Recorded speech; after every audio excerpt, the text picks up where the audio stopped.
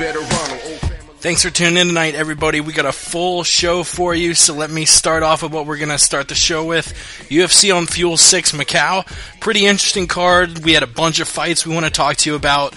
And, God, we have so much news to bring you, from fights being booked, injuries happen, a bunch of injuries happen, replacements, Anderson Silva saying he wants to stay on the shelf until late 2013, and that's not even getting into UFC 154, which is just in a matter of days. We have the welterweight championship and what's likely to be the welterweight title eliminator, so we got a bunch of stuff to bring you tonight. No guests, just MMA.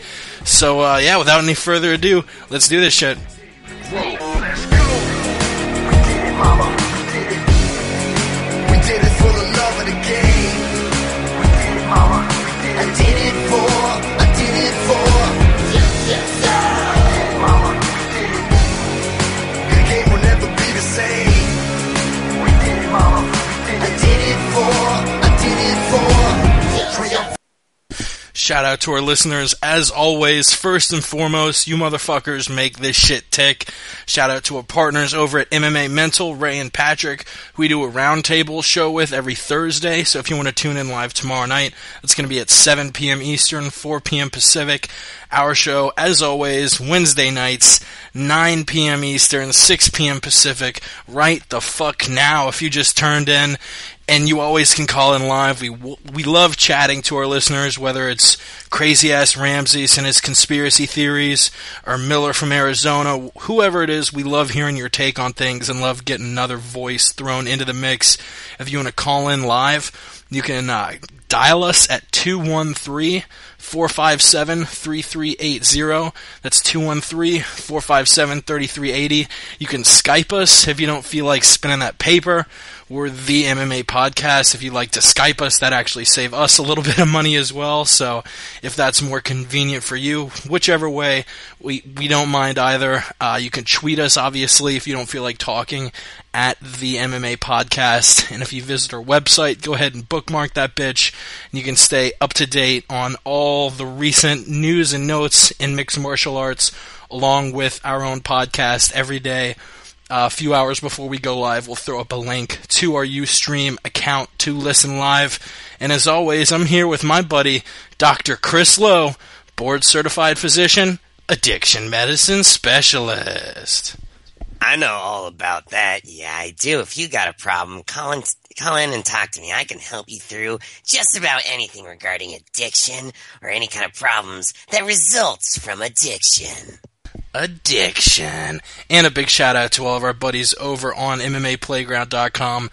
We've shouted them out a few times. If you haven't checked them out yet, really, honestly, just go and look at it, and you'll be hooked from the very start. You have the picking games, and in what, in my opinion, is undoubtedly the best forum in mixed martial arts. I literally could sit here for hours shouting out all the cool motherfuckers on there. Luckily, we actually had a forum going about our own podcast, and I said if a certain number of people sent me a private message to play the Backstreet Boys during this little intro we do, that I would have to do it. Thank fucking Jesus we didn't hit that number. And hey. A personal note, what?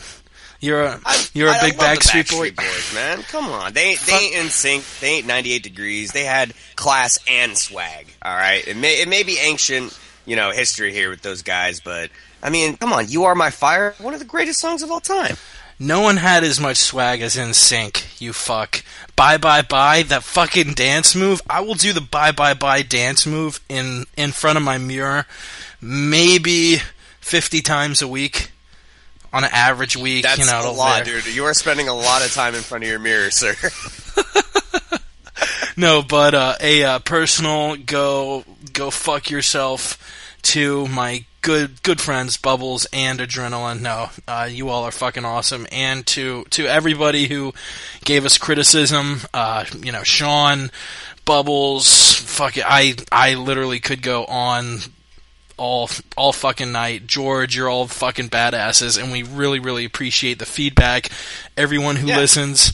And we're also on YouTube. The link is on our webpage, TheMMAPodcast.com. You can click that link, subscribe to us, comment. We try and get back to all those fucking comments. But yeah, man, how's it fucking hanging? It's hanging very well, man. I've had a nice, relaxing day. Normally I have to work, a couple days in a row, and this was one of those days where I got to stay up late. I slept until about, 3 p.m., just laid there looking up at my ceiling going, it's fucking awesome not having to do anything. So it's been a nice, relaxing day for me. How about yourself? Very good. Super good.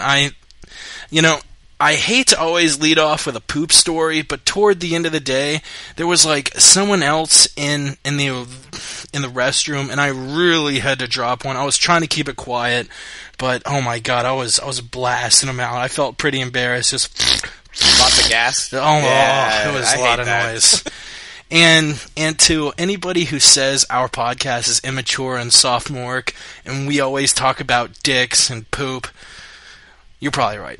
Yeah, you're probably right. We are children. Spot on. We are full-grown children, but I think that's maybe half of the appeal is that we don't take ourselves too seriously, you guys. But like you were saying, criticism from the playground, much appreciated. When I made that post, I wasn't searching for a bunch of hand jobs from all the guys like, oh yeah, you're great. I really enjoy criticism as long as it's constructive. You go on the underground and I post that same thing, and you're gonna get a lot of go back to the OG or TTT. Yeah, so.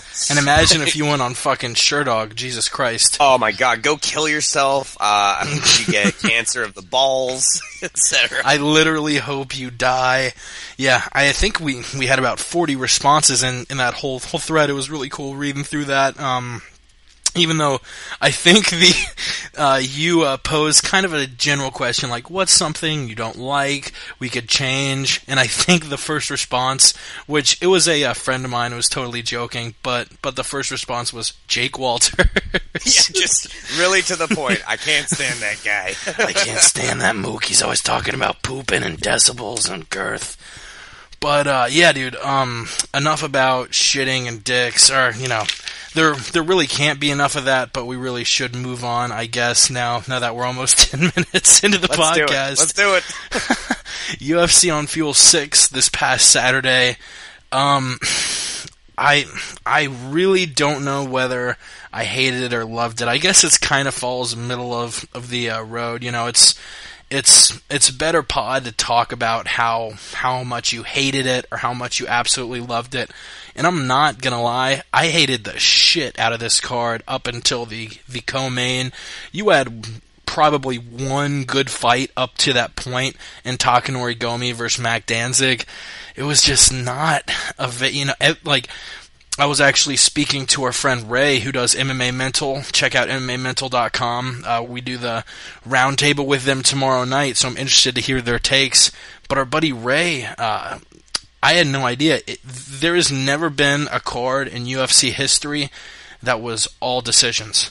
And we were 2 fights away from it. Every single fight went to a decision up until main and co-main. But until we get there, I guess let's start at the prelims. I'll just breeze through these really quick, and then we can start breaking down the main card, because if we went through all 8 fights, it would fucking take forever. So let's knock out the prelims real quick. Ricky Fukuda defeats Tom DeBlas via unanimous decision, 30-27 and 29-28 on 2 judges' cards. Tom DeBlas actually retires after the fight, saying that he just didn't have that fire in his belly. So I definitely wish that guy the best of luck going forward. You had a flyweight fight and the organization's thinnest division. Like, I think there's maybe 10 flyweights, maybe a dozen in the entire UFC. So every flyweight fight kind of holds a little bit of title significance. And you had the Brazilian John Lineker defeating Yasuhiro Urashitani.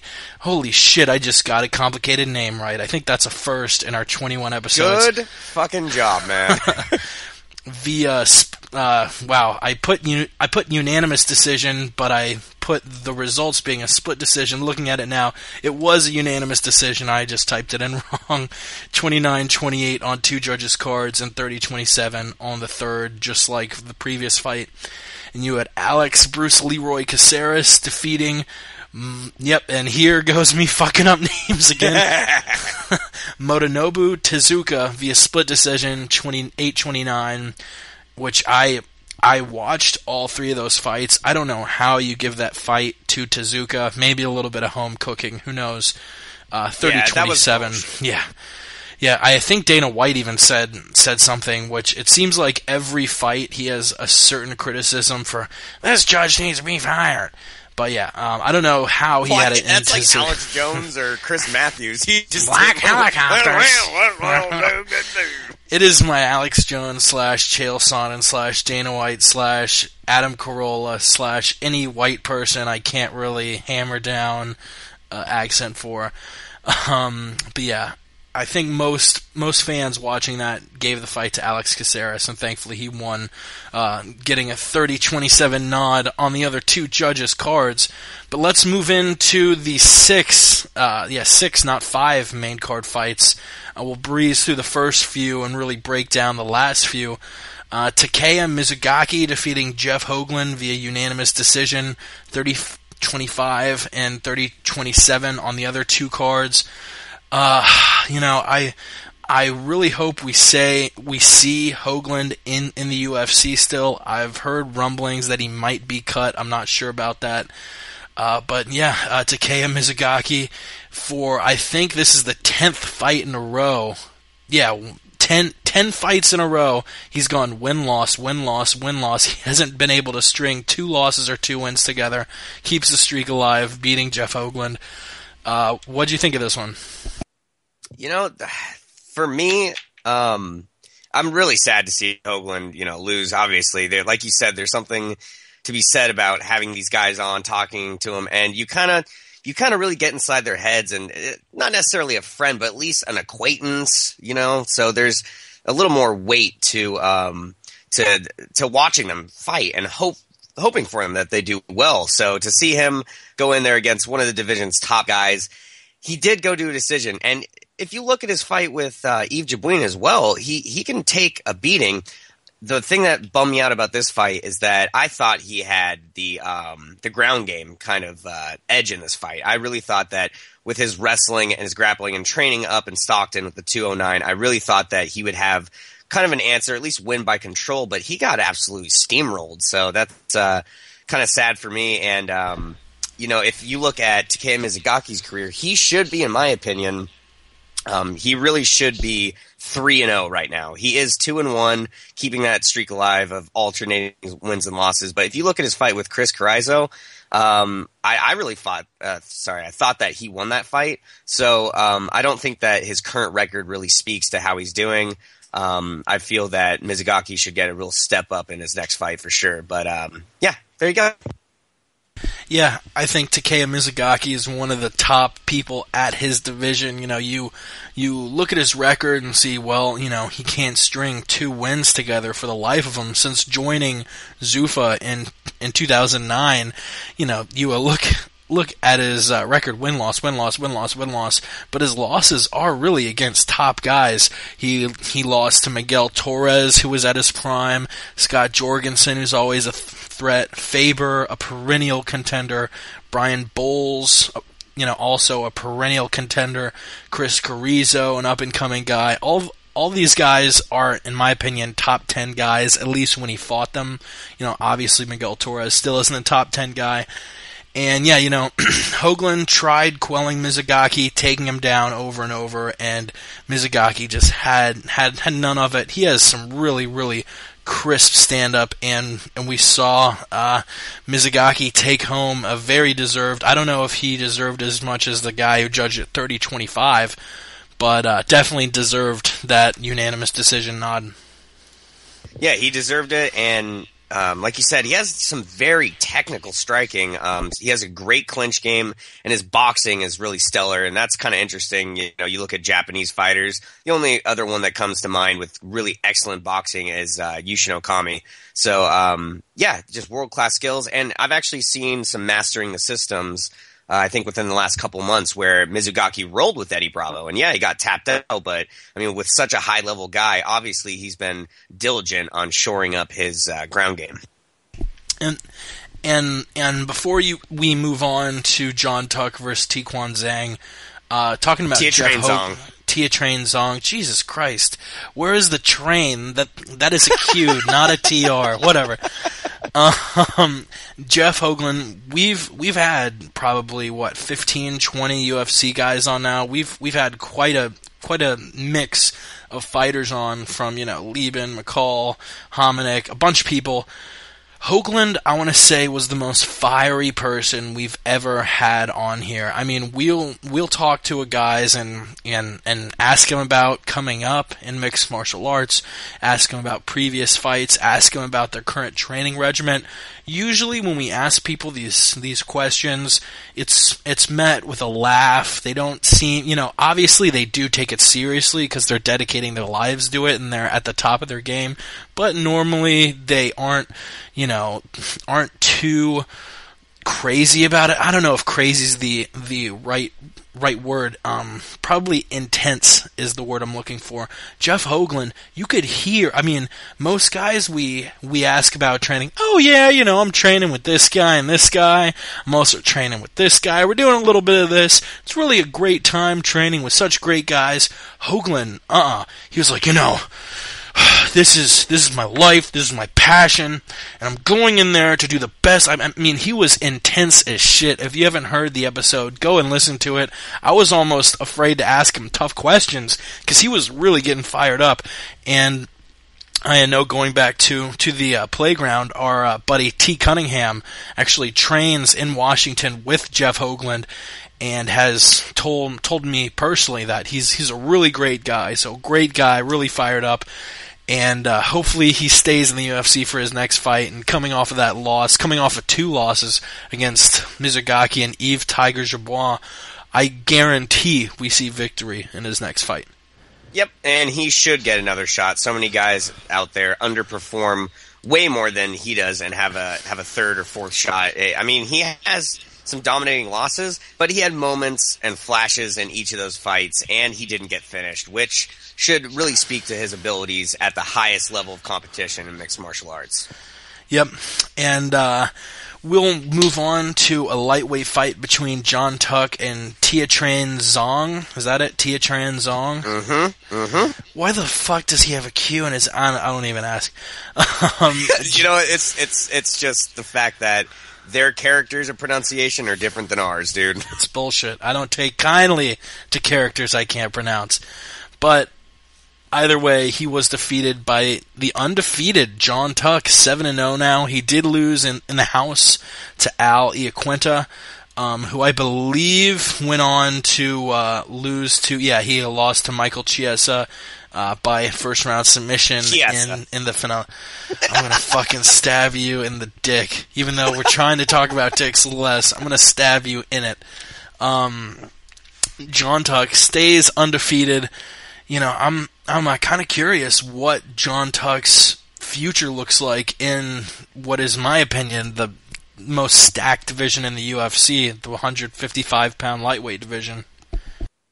Yeah, to be honest, I really don't remember much of this fight.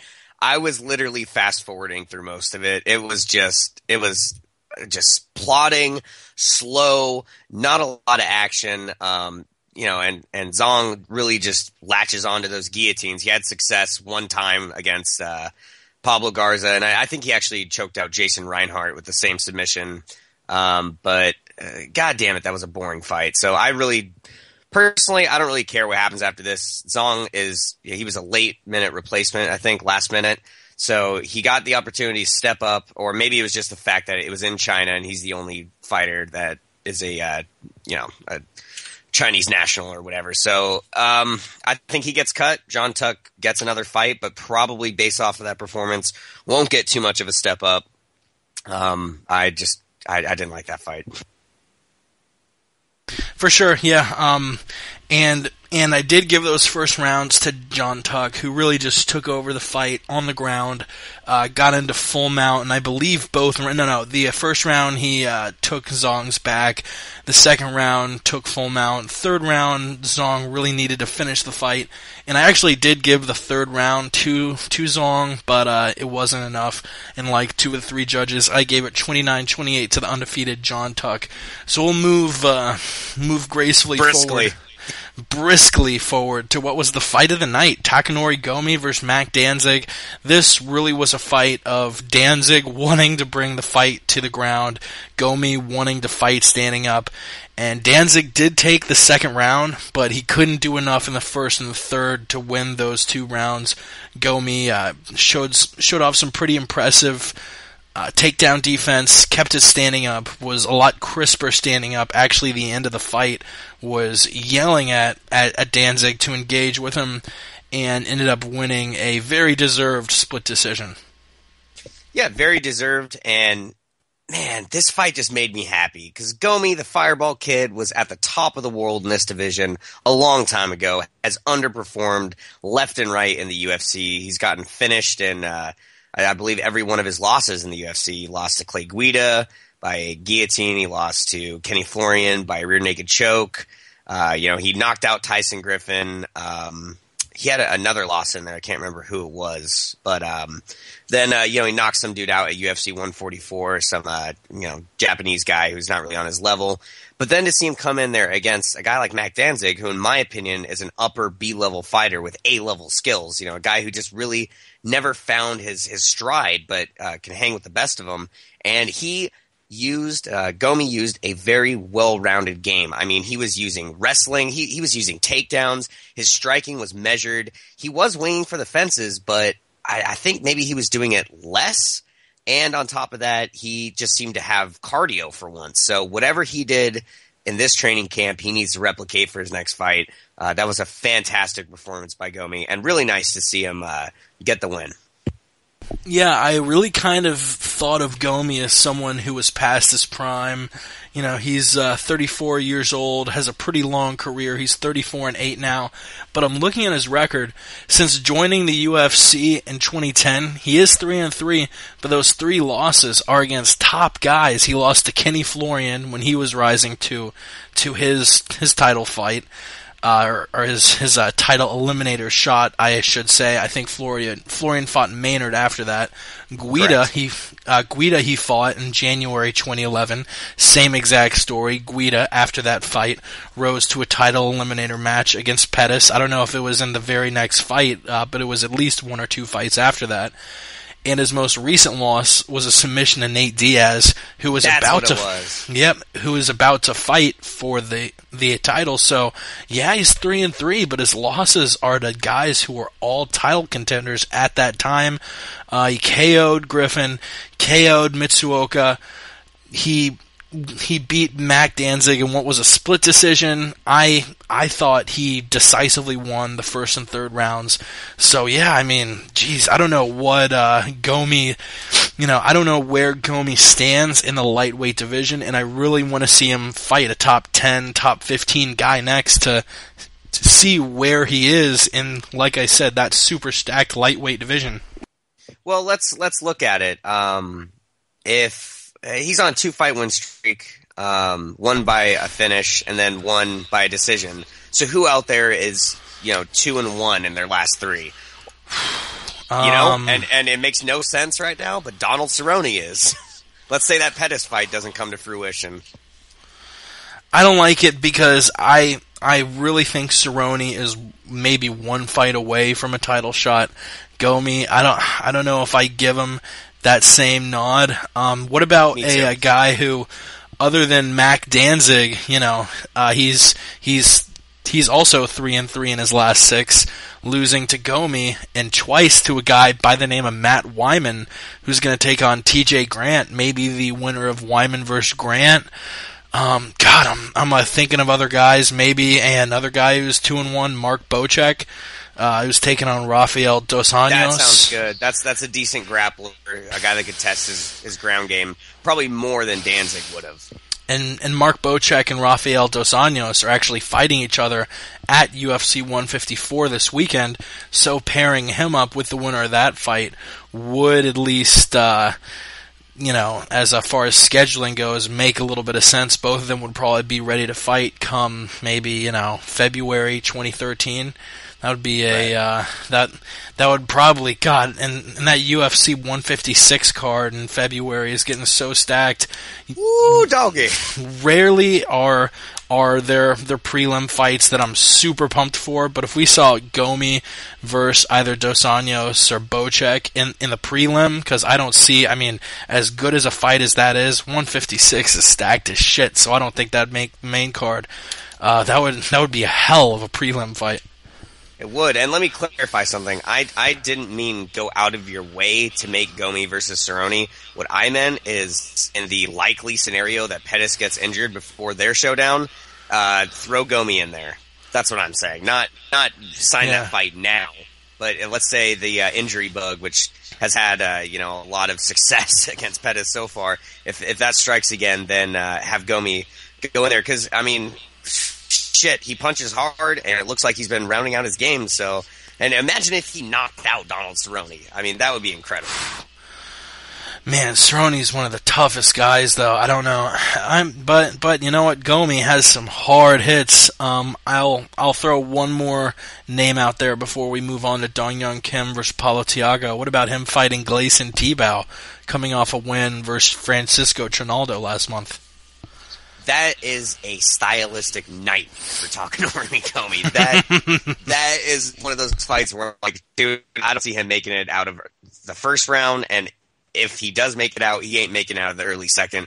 Tibau is just so big, so imposing, with such a well-rounded game, and I think we've seen him TKO'd before, but we've never seen him knocked out cold. I mean, Tibau went 3 rounds with Jim Miller. He's fought some of the best out there. He beat the shit out of Dos Anjos. So, dude, that would be a really stiff test. I'd say that would be a harder test than Dos Anjos or the Bocek winner. Not as stiff of a test as Cerrone, but definitely harder than the ones that you brought up earlier.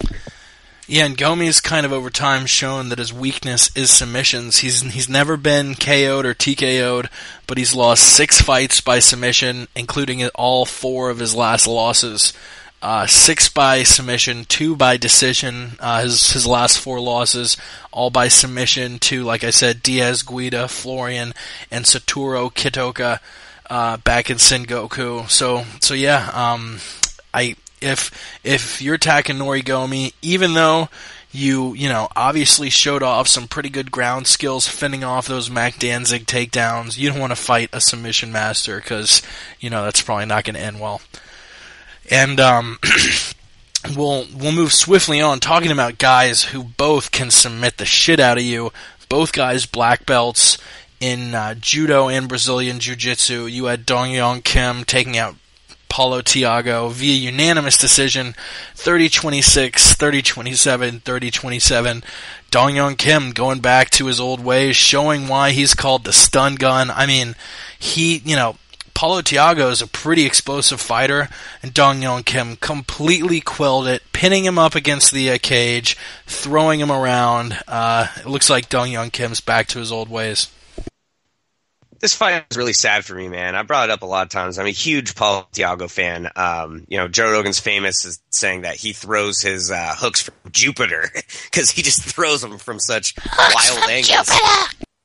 He's got the Saturn punch. But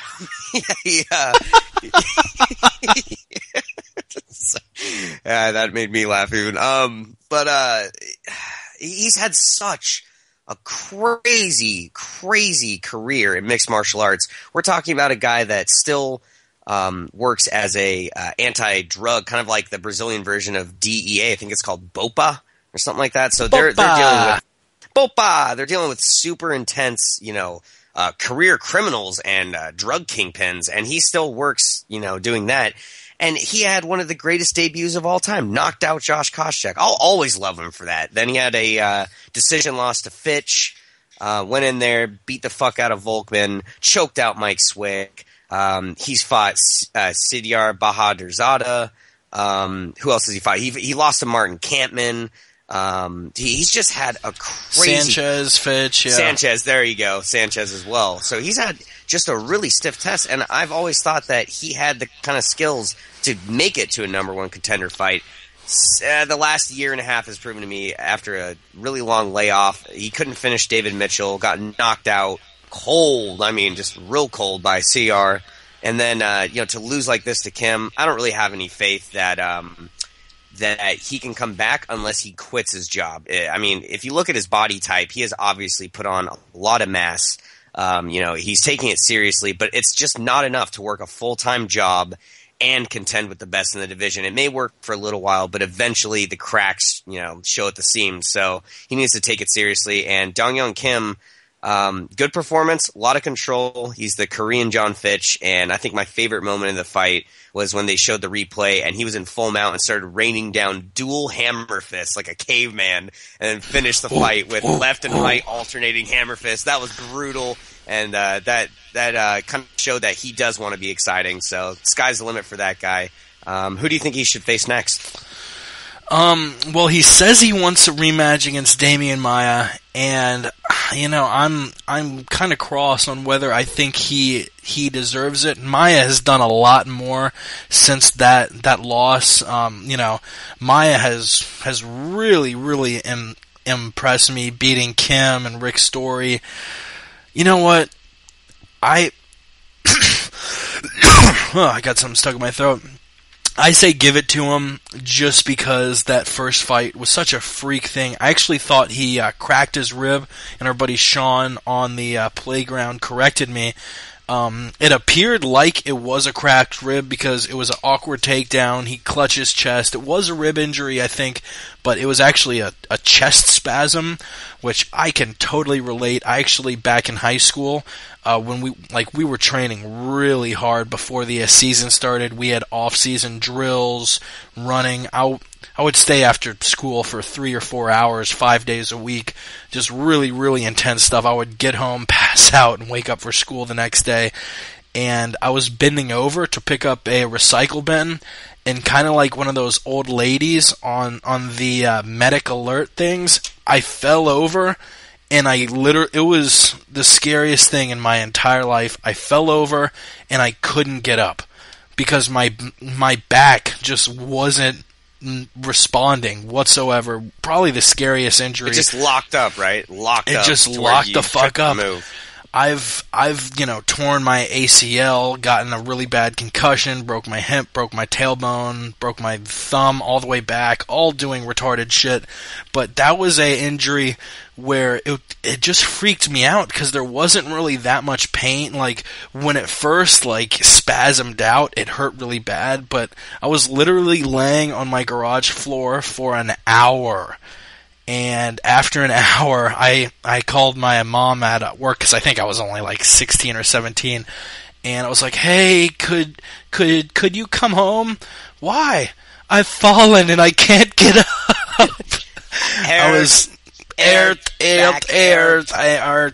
but yeah, I couldn't get up, and so yeah, those spasms are really freak things. And even though I think Damian Maia has done more to get himself to climb up the welterweight division, why not? Just because that was a freak injury, why not rematch Dong-Young Kim versus Damian Maia? If he doesn't get that, maybe the winner of Mike Pyle versus James Head, who's supposed to fight in about a month. You and James Head, man. I think you have an Alistair Overeem level crush like I do on James Head.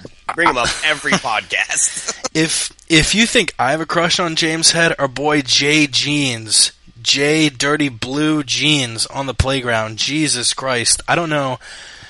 I fucking love James Head, but I don't think I have 1% of the crush that our buddy Jay has on James Head. And if you're an MMA Mental a fan of that podcast, he actually was the person who originally did MMA Mental with Ray. It's Patrick now, but Jay, always a friend of the show. If you're listening in, definitely call in sometime. Actually, probably isn't because it's late as fuck over in the UK. It's 2:40 a.m. there. But yeah, I as much as I want to suck James' head off, I'm second in line. we said we wouldn't talk about dicks and gay sex, but it's just too hard to resist. No pun intended. Yeah, I would be second in line behind our buddy Jay Jeans. But yeah, why not give Dong-Young Kim a rematch against Damian Maia?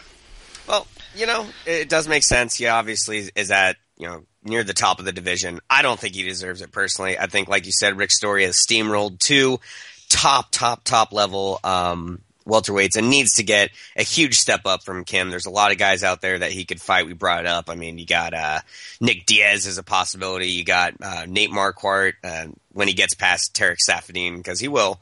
That would be a compelling matchup. So, or even John Fitch. There's another one. Put him up against John Fitch. So, yeah, I don't think he really deserves it, but let's move on. Let us move on to the co-main event, where we had Thiago Silva rallying back against Stanislav Nedkov. I gave the first 2 rounds to Nedkov. Really kind of showed an excellent game plan he had for Thiago Silva.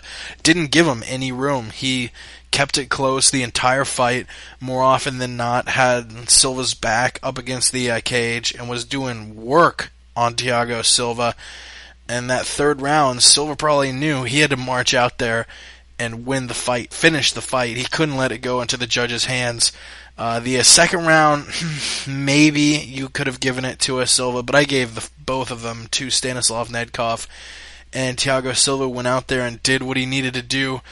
Arm triangle choked Stanislav Nedkov in the 3rd round, about 2 minutes in. Really, I love fights where a guy needs to finish it. Desperation in the air, sort of Silvasonnen 1-esque, and he just goes out there and does it. Really, really impressive submission win, and by default was submission of the night. Yep, and I don't have much else to say. You broke that down pretty much the way I would have. So ultimately, the only thing I can say is that Nedkov got beat. Good game plan, like you said. As far as matchmaking in the future, I have the perfect fight for Thiago Silva. What's that? How's about Phil Davis? Ooh, he is scheduled to take on Forrest Griffin next. I don't know if... Fuck, I forgot about that. Yeah, I don't know if Silva is necessarily done enough to deserve a fight against the winner of Phil Davis versus Forrest Griffin, as he's coming off 2 losses and a no contest. But I'm thinking of other guys in the light heavyweight division who he could fight. What about James Hetweight now? He's welterweight. You can't go back to that old bag of tricks every time, bro. What about the Canadian robot, Ryan Gemmo? Sure, that would be compelling. He had that sweet knockout. Do I think Gemmo can hang with him? Probably. I mean, Thiago Silva, for all of his awesome skills, being a jiu-jitsu black belt and an aggressive Muay Thai guy, he's very sloppy. I mean, Gustafsson, knows that, as well as Rashad Evans and Machida. So I think that Gemmo is a more technically sound fighter and has a pretty mean robot. So I think that would be compelling. Or maybe a guy who, like Nedkov, would be very good at closing that gap and not giving Thiago Silva any space without any impressions. What would you think about Thiago Silva versus Matt Hamill? I think Matt Hamill would get his ass kicked in that fight, dude. Yeah, I really, really think he would. Yeah, I mean, he might have a real successful first round, but considering how he performed against Roger Holay is nowhere near as good as Thiago Silva is. I think Thiago Silva would finish Matt Hamill. Yeah, guaranteed. I also agree and think Thiago Silva is about to fly back up the division. The only 3 guys he's lost to are Lyoto Machida, Rashad Evans, and Alexander Gustafsson, and those are 3 of the top guys in the 205-pound division. So let's move on quickly to the main event, and then we'll get on to the news. Kung Lee, what the fuck? What a beautiful punch. Landed it right on the button. Rich Franklin, I was reading Boss Rutan's Twitter, and Boss made a really good point. He said, no single kick, which that's exactly what Franklin did. Just kind of landed one single kick to Kung Lee's side, put himself out there, and Kung Lee took full advantage with the counter right hand, landed it right where you need to, right below the ear, and put Franklin out cold. It was, seeing a UFC legend get knocked out cold is always sort of a sad thing to see, but man, like Chuck Liddell's last 3 years of competition. Yeah, like Franklin versus Chuck Liddell. But Franklin goes out cold. Two questions. And it's a question that always comes up when we see an aging legend get knocked out cold. How much more time do you think Franklin still has in the sport before he needs to hang it up? Well, that's a wonderful question. This is the first time that we've seen Franklin get put out cold. I mean, he got TKO'd by Anderson Silva twice, as well as Machida early in Machida's career. But we've never seen anyone put him out like that. I mean, he planked. So what we're now seeing is that that's the question. Was that a perfect punch that he didn't see coming, or is it a fading chin? Only the next fight will tell, and ultimately with this fight, it was kind of like, who cares? I mean, Rich Franklin, I thought, was going to beat the fuck out of Kung Lee. It was shocking that it happened the way that it did. But Kung Lee is, making movies. Like, he's not training full-time. So he's obviously got to make a choice. If you put him in there against anyone in the top 10, he'll get finished. You put him in there against Luke Rockhold, he get finished. You put him up there against Francis Carmont, Chris Levin, any of those guys, he get finished. So I don't really see how he could move up. I think they're just going to make kind of interesting stylistic matchups that would create for fireworks as opposed to divisional standings. So I really don't care about Kung Lee at this point in his career. Yeah, and it's really sort of a question. He's fought 9 times since losing that second fight to Anderson Silva. 3 fights at middleweight, 3 fights at catchweight between 190 and 190 pounds, and 3 fights at light heavyweight. Sort of seems undecided at where he wants to fight. I'll read down the list after fighting Silva for the second time: middleweight, light heavyweight, catchweight, light heavyweight, middleweight, catchweight. Only 2 middleweight fights since losing to Anderson Silva. I read that incorrectly. But, I don't know how dedicated he is to fighting at 185 pounds, this being his first middleweight fight since 2008. Travis Lutter, UFC 83. You have... Wow, I almost said Parkinson's, but that's not... You have Asperger's. Why did I almost say Parkinson's? Taking the high road there. Good to hear. Yeah, I just don't see a future in the middleweight division for Rich Franklin. Maybe, like you said, fight in stylistically entertaining fights at catchweight, but other than that, I don't see much more in it for Rich Franklin. But, I was actually talking about Kung Lee, by the way, and then you jumped to Rich Franklin. I thought you were talking about Franklin. Oh. No, he's 40. He's making movies. I wasn't listening to you. Full time. Yeah, thank you. I fucking never listen to you, you son of a bitch. You should. Lee, I don't know, because I feel like Lee is in a weird space between maybe that crop of top 10 guys and then the guys below him.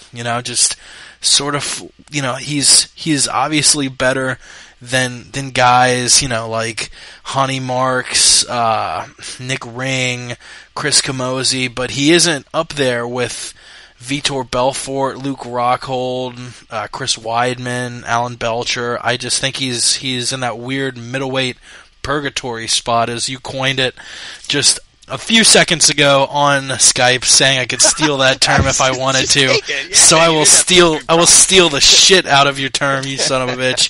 Yeah, he is in middleweight purgatory, and it'll be really interesting to see who he gets matched up against next, whether he actually fights a top 10 guy or just gets put against a guy who will be an interesting stylistic matchup against him.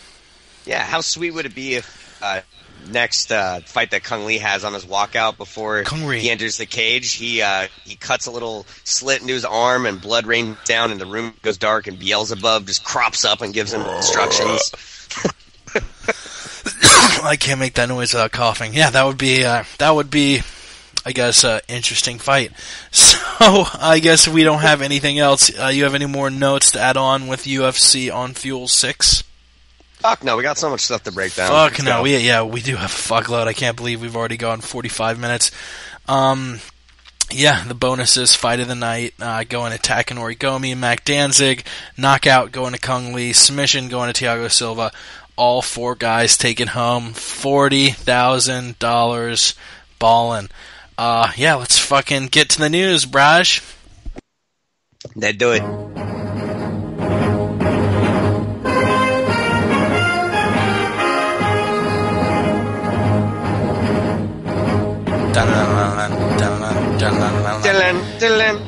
And if you would like to call in and voice your opinion on any of the news topics we're going over, or just some random shit, like I mentioned before, you can tweet us at the MMA Podcast, or call in. Our number is 213-457-3380, and our Skype name is the MMA Podcast. As always, the story I kind of want to lead off with, and I've seen a lot about recently. First, a week or two ago, we heard that Anderson Silva was going to be in there in person for UFC 154, and all signs pointed to, if GSP won, he was going to walk in there and formally challenge St-Pierre, etc., etc., etc. Now he's saying he wants to stay on the shelf until late 2013. He is the baddest fighter in the history of any martial art, in my opinion. Boxing, taekwondo, anything. Dude's just on another level. And I just don't understand all this undecidedness. I mean, no matter what it's about, whether it's about fighting John Jones, for he's like, no, I will never fight the John Jones. And then he's like, I would fight the John Jones at the catchweight. And then he's saying... And then he's saying, I want to fight George St-Pierre.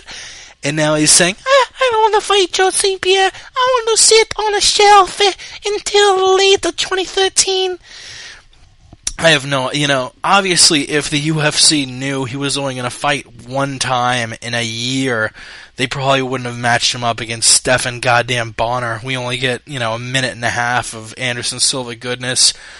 I don't believe it. I don't think he will be in the octagon before late 2013, and I think more than taking this as news as, Anderson isn't going to fight until late 2013. What is this? Is this his camp whispering in his ear? So he has more bargaining, more chips to play with bargaining, showing less of his cards. I really have no idea why he's being so fickle about everything right now. That's a great point you brought up, and I really... And a great impression. Yeah, I just didn't even think about this stuff. He's so good. You're talking about him being undecided, and this isn't new, to be quite honest with you. If you look back in between his Damian Maia fight and the first Chael Sonnen fight, he was saying that he wanted to retire within a year, and he wanted to fight Roy Jones Jr. in a boxing match. So this is nothing new. I mean, this goes back, 2 years, 3 years, something like that. And you ask, is this his camp whispering in his ear, or what is it? And all I can say is that he's a precious commodity. I mean, the dude's the baddest man on the planet. He's 37 years old. He only has so much time, and he's wasting it if he sits out. But you have to look at, maybe he needs recovery time. Who knows what it is? But like I said, he's a precious commodity. He is a business at this point. Anderson Silva is a full-fledged business beyond the baddest man on the planet. Nike sponsors him. He does Burger King commercials. He probably has his own shoe line. I want you to eat the burger. You're gonna have the double Whopper, you son of a bitch. But he is a business. So at this point, you have to think he has a bunch of yes men. Tons of people in his ear whispering. You've got his trainers, you've got his training partners, his friends, you've got his manager, you've got his agent. I mean, there's so many aspects to being a giant sports star. So, shit, who knows, man? And he could fight GSP, he could fight Jones, he could fight himself in a mirror. I don't care. I just want to see him active, and hopefully he doesn't sit out till late 2013. That would be a fucking travesty. Yeah, and like you said, the guy's obviously the best, so if he wants to take a little while to recover, that's understandable. But at the same time, he looked crisp as shit fighting Stephan Bonner, and Bonner, maybe other than one punch, which didn't seem to faze him whatsoever, didn't really get to Anderson Silva. I don't think he took any damage in that fight. Obviously, if he wants to take a few months, chill with his family, maybe fight again summer 2013, that's fine. But, saying he doesn't want to fight until the end of 2013, come on, man. Yeah, and like you were bringing up the fact that he's the champ, he's earned it. As far as his ability to come back after a long layoff, Anderson Silva has some of the best defense ever. The way he rolls with punches on the feet as well as on the ground. Chael Sonnen couldn't even bust him open after at the time, a record he set for significant strikes on the ground. Anderson Silva wasn't even bruised, cut, or bleeding, so the guy doesn't get hurt. I mean, the only significant punch I can think of is the one that dropped him against Chael Sonnen. If you look at every other fight, Damian Maia tagged him a couple times, but it wobbled him. It didn't drop him. Obviously, he's just made Dan Henderson look silly. Lieben, Okami, Belfort had zero success. So looking at his career in the UFC, he's taken virtually no punishment. He could probably, as long as his body holds up, he could probably compete till he's 45. Yeah, it's really hard to believe guys like Big Nog, who have taken a lot of damage in their careers, just don't seem as old, because Anderson Silva, like you said, rolls with punches, takes minimal damage, and still seems like a young guy, even though he's 37, 38. I think he's 37 now. But yeah, just Anderson Silva, I don't understand at all why he's being so fickle about things. Half of me is expecting him to still walk into the cage after GSP and Condit, if GSP wins, that is, and then later just be like, I say I want to take a long break because I don't want to take away from fight between George St-Pierre and Carlos Condit. They are both the best. You're the best. But yeah, the best. No, you're the best. The best. You're the best. Yeah, I really don't understand what is with all of the fickleness, and the only thing that can pop in my head is that people are talking in his ear, because like you said, he is becoming a business and his commodity is hotter than the fucking sun. So He's got Coronas, and I'm not talking about the beer. I'm not talking about that. Yeah, we'll see where the story goes, but take my word for it. We'll see him fight at the longest by summer 2013. If dude is going to take a fight on like a month notice against Bonner, I can't picture him just staying on the shelf for a year when he's not injured. Yep. So let's stick with the middleweight division. Actually, really kind of funny. A couple weeks ago on the MMA Roundtable, you can listen to it if you think I'm fucking lying. I suggested that if Anderson Silva did indeed leave the middleweight division to take on George St-Pierre, that there should be a 4-man tournament to determine who should get the interim championship, and it should be the winner of Weidman and Tim Boetsch fighting the winner of Michael Bisping and Vitor Belfort. And wouldn't you fucking know it, Chris Weidman, like my Nostradamus crystal ball said, actually hopped on Twitter today and suggested a 4-man tournament to fight for the interim championship if Anderson Silva leaves, with those exact same fighters that I mentioned. I actually kind of fist pumped when I read it. I was like, yeah, fuck yeah, I called that. But just talking about this 4-man bracket past me, ego boosting myself and writing my own nuts. Weidman versus Boetsch, Bisping versus Belfort. Theoretically, who do you see winning that tournament? First off, I want to say congratulations on the call. It was really nice, and Jake, it was actually Jake. Sorry. Well, no, it's a long line in stuff that we predict on the show. I mean, we're all such fanatics that if you put enough of us together, we can kind of think about things we wouldn't normally think of, and then when you combine that with our knowledge, it's like we can call stuff, man. We're some kind of weird computer simulation. But who could really win this thing? I want to say any of the top 3 could. Belfort, Bisping, and Weidman are kind of guys that I could see winning this. I think that Boetsch is the weakest link, considering that he, beyond that Okami fight, hasn't really done much in the division. That Lombard fight was atrocious. He beat Kendall Grove by a decision, as well as Nick Ring. Looked great doing it, but even though he's very well-rounded and strong, he's just not very agile or flexible or active. He's kind of a slow, plodding guy, and against the 3 other guys that you mentioned, that's not really a good match. So I think the second weakest is Belfort. simply on the fact that age and beyond that first round power and explosion that he has, he doesn't have much to offer the other three. So it's between Weidman and Bisping.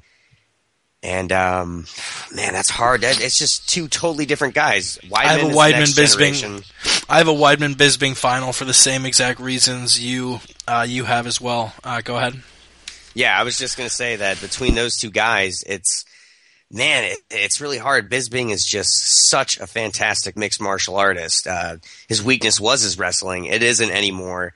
People say he's a pillow puncher, yet you look at his finishes in the division: Jorge Rivera, Jason Miller, Charles McCarthy. I think that was his first fight. Jason Day, he finished, beat the shit out of Lieben, beat the shit out of Dennis King, and TKO'd him as well. That was another finish. So, man, he's just fantastic. Great boxing, mixes in kicks well, and just an all-around good mixed martial artist. And Chris Weidman, we don't really know too much about him besides that fight that he had with Mark Munoz.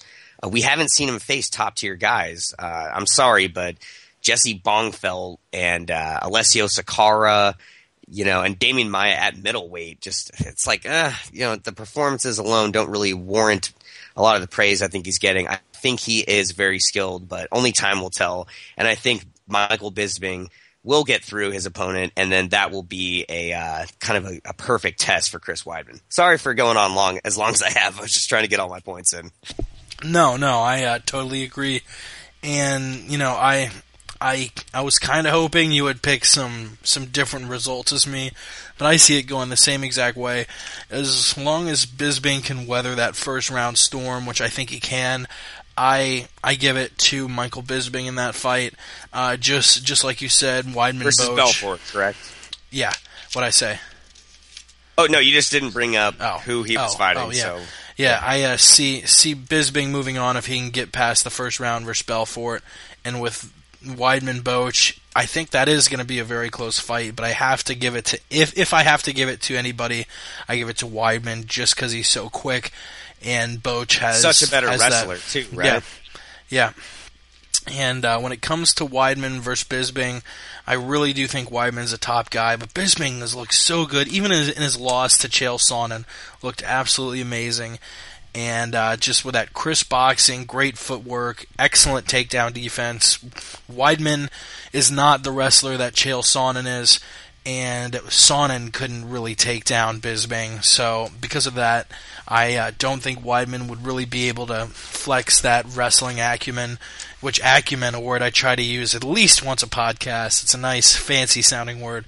And that's why I give that to Michael Bisping. And, we saw Chael Sonnen really able to talk his way into selling the shit out of Anderson Silva versus Chael Sonnen. So we probably see the same thing from Michael Bisping, see if Bisping could get under the champ's skin. Yep, that would be a fantastic lead-up. I think that it really was laughable 2 years ago to think that Michael Bisping would be a title contender in this division. He had great skills, but just wasn't the type of finisher or wrestler that we thought could contend with Anderson Silva. And that's different now. Anderson's older, even though he's still looking Matrix-like. He is getting older. Age plays a factor, and Bisping has shored up those weaknesses. So, absolutely. I think in the last year or two, there's no other fighter in the middleweight division who's made as many improvements as Michael Bisping has. So, yeah, I totally agree. That'd be an interesting fight. Let's move on. Unfortunately, we have a few injury notes to bring you. We'll start with the lighter weights and move our way up. In a featherweight fight between Eddie Yeagan and Dennis Seaver, kind of probably the scariest injury of the three. Yeagan pulls out. He was rushed to the hospital a couple days ago with swelling in his brain. Really, our thoughts going out to him and his friends and family, obviously. But Nam Phan is going to replace him, and I'm sure Dennis Seaver is very happy to be fighting Nam Phan instead of Eddie Yeagan. Yeagan really put on a show against Mark Hominick in his last fight, turned it into a brawl, and defeated Hominick doing that. Nam Phan, I don't see him being able to get through Dennis Seaver. Seaver's beaten some really impressive guys. I mean, you look at who he's lost to in his last 6 fights. The only dude he's lost to is Donald Cerrone, who, in my opinion, is maybe the number 3 guy in the lightweight division. Looked very impressive against Diego Nunes. Beat Matt Wyman and George Soteropoulos while he was still a lightweight. And Nam Phan, the dude's 2-3 in his last 5. He's only beaten Cole Miller and Leonard Garcia. Just I don't see any way that Nam Phan wins this fight. Well, here's the thing. I disagree with you. You think that Yagin is a tougher test for Seaver than Nam Phan. I 100% disagree.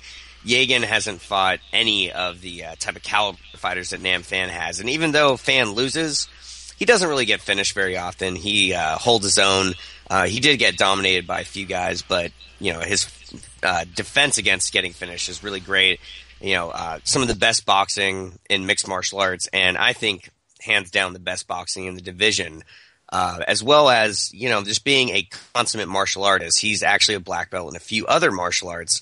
Yeah, he hasn't performed the way that you think he should, but to compare Phan to Yagin, I think is outrageous. Yagin is nowhere near in the league of Phan, and just because he put it to Mark Hominick, I thought that Hominick won that fight regardless. One little side note, just to kind of make a little funny shit here. When I was reading shit. Yeah, I was reading our run sheet here, and I'm so fucking dumb that I read Yagin out of UFC on Fox 5 Fight versus Dennis Seaver with Brian Swelling, and I was like, who the fuck is Brian Swelling? Brian Swelling is a ex-Winter Olympian. He won two Olympics in a row in the bobsled. Brian Swelling, true American hero. We'll move on to a lightweight injury. God, I was so looking forward to Joe Lauzon versus Gray Maynard, but Gray Maynard out of that fight with an injury. Jim Miller replaces him. This probably doesn't affect Joe Lauzon's training as much. Like Maynard, Jim Miller is a top wrestler who can box pretty well too. He isn't as aggressive as Maynard doesn't have that bully mentality. It'll probably be a lot more friendly stare down with Jim Miller than it is with Gray Maynard, but stylistically it won't change too much. But I do see Lauzon having a little bit more of a chance against Jim Miller. Even though Miller, I think, is a little bit better a wrestler than Maynard, I think Lauzon beats both of them on the ground any day with that spectacular jiu-jitsu game. So when it comes to standing up, I think he has more of a chance against Jim Miller than he does against Gray Maynard. Wow, 2 fights in a row. Completely disagree with you. If you look at MMA math, which never works, but Maynard beat the fuck out of Jim Miller at UFC 96, used just superior strength and boxing, opened up Jim Miller throughout that fight. Like, he was bleeding out of his face in multiple spots. One of the most dominating losses for Jim, besides his fight with Nate Diaz. I mean, Benson Henderson beat Miller pretty handily, but he wasn't as busted up as he was in those other fights. And so I'm talking about MMA math here. Maynard beats Miller. How does that fare well for Lauzon against Jim Miller? I think that Jim Miller is actually a stylistic worse fight for him. Here's why. Maynard is a one-trick pony. He looks for those big power punches, kind of like Jamie Varner does. He has excellent wrestling, just like Jamie Varner. He has better submission defense than Jamie Varner. That's the only difference. But I feel that Jim Miller poses a higher-level jiu-jitsu game, and I think that Joe has been training anti-wrestling, which Jim, I don't think, is really going to be using wrestling. He'll be using more trips and throws, and I think that Miller is actually a more technically sound striker. He doesn't have as much power as Maynard, but I think that he's more technically sound, which is going to be problems for Joe, who has been training boxing for a long time. I think that Miller has better Muay Thai than Maynard, as well as Joe Lauzon. How do their ground games stack up? Obviously, Joe Lauzon is probably a little bit ahead, but I think this is a much more compelling and a dangerous fight than the one that would have been Maynard versus Joe Lauzon. Yeah, I do see your points, but just for the sake of time, we'll move ahead to the last injury replacement. we have Shane Carwin blowing his knee out. What is with dudes blowing their knees out in training? Fucking sucks. Dana White said it best. He tweeted, "Wow, it never ends. Carwin blew his knee out. Looking for a new opponent for Roy at the Tough finale on FX." Just really sucks. I was really looking stylistically forward to this matchup. Shane Carwin, a guy who brings a lot in the first round, but is known to kind of gas out. And Nelson, maybe one of the toughest chins in the UFC, got through 3 rounds of just abuse with Junior Dos Santos. I do hope to see these guys fight down the line, but just, it's obviously not going to happen. And now we're thinking about, all right, well, who is going to fight Roy Nelson next? And the heavyweight title, the heavyweight elite, I should say, are all kind of busy. You have Cormier and Mir both stuck over in Strikeforce before they come back to the UFC. Obviously, Overeem just recently matched up with Antonio Silva, a fight we'll get to in just a second. You have Verdum and Big Nog matched up against each other. You have Hunt's open, Struve's open. I think those two, maybe Chick Congo, who just beat Sean Jordan. I'm pretty positive it'll be one of those three guys, because those are the only 3 guys available who don't have a fight, planned. Like the next guy down I can think of in the heavyweight division is, who doesn't have a fight scheduled, is maybe Stipe Miocic, who Struve just beat. So yeah, my money's on it being either Struve, Hunt, or Congo. Which out of those 3 guys, or maybe another guy, do you think Roy Nelson should be put up against? Well, I really feel that out of those 3 guys, Struve is on another level. And even though he lost to Nelson, he's much higher up in the picture at this point. I really feel that Roy Nelson has to prove himself. And you brought up Hunt and Congo, and I would put both of those guys in the same category of mainly strikers with kind of, improving ground games. But as far as who deserves the fight more out of the 2, obviously it would be Mark Hunt. He's on a 3-fight win streak. He was on a 3-fight win streak, lost to Congo. But I think that Hunt would pose more problems for Nelson than Congo would. Even though Congo is longer and got finished by Hunt. Am I getting that mixed up? Who KO'd who? Was that Hunt versus Congo at UFC 144? Who knocked out who? I completely forget. I know this is bad pod here. Who was that? I think Hunt knocked out Congo. Okay, so is Hunt on a 3 or 4-fight win streak, something like that? I like you putting me on the spot here, but Mark Hunt. Sorry about that. Yep, Mark Hunt is on a 3-fight win streak. He KO'd Chris Tucherer, beat Ben Rothwell by a decision, and TKO'd Chick Congo. Kind of interesting to note, before this current 3-fight win streak he's on, he was on a 6-fight losing streak, capping, the first 5, understandable, losing to Josh Barnett, Fedor, Overeem, Melvin Manhoef, and Gegard Mousasi. But come on, your 6th loss was to Sean McCorkle. Come on, son. At UFC 119 in the first round, straight armbar submission, which dudes who are really big, like McCorkle, I guess, can get a lot of torque into a submission. But you can't take too much away from him for losing to Barnett, Fedor, Overeem, and Manhoef. But he's not strung together. That's a murderer's row right there, dude. Yeah. I would probably pay half of my lifetime earnings to avoid having to fight Josh Barnett, Fedor, and Alistair Overeem back to back to back. Yep, and so out of the 3, to answer your question, I know I have a roundabout style, but I would choose Hunt. It makes the most sense. Nelson has done well against some of the top in the division, so obviously facing off against Hunt, who needs another stiff test would definitely seem fitting. I think Congo poses more problems than Hunt would, but I feel that Hunt deserves it more, and I think Struve is on another level. Yeah, I kind of agree with that. I'd like to see Stefan Struve just because I think I would rather see Struve get that test of taking on a guy with an iron chin. And, it would be kind of funny to see the heavyweight's tallest, skinniest guy against one of the stockiest, fattest guys in the UFC. Just as far as appearance goes, I think that would be kind of funny, as skinny as Struve is. So yeah, that would that would be a rematch. I actually can't think of when Nelson and oh yeah, that's right. Nelson and Struve did fight each other, didn't they? They did actually.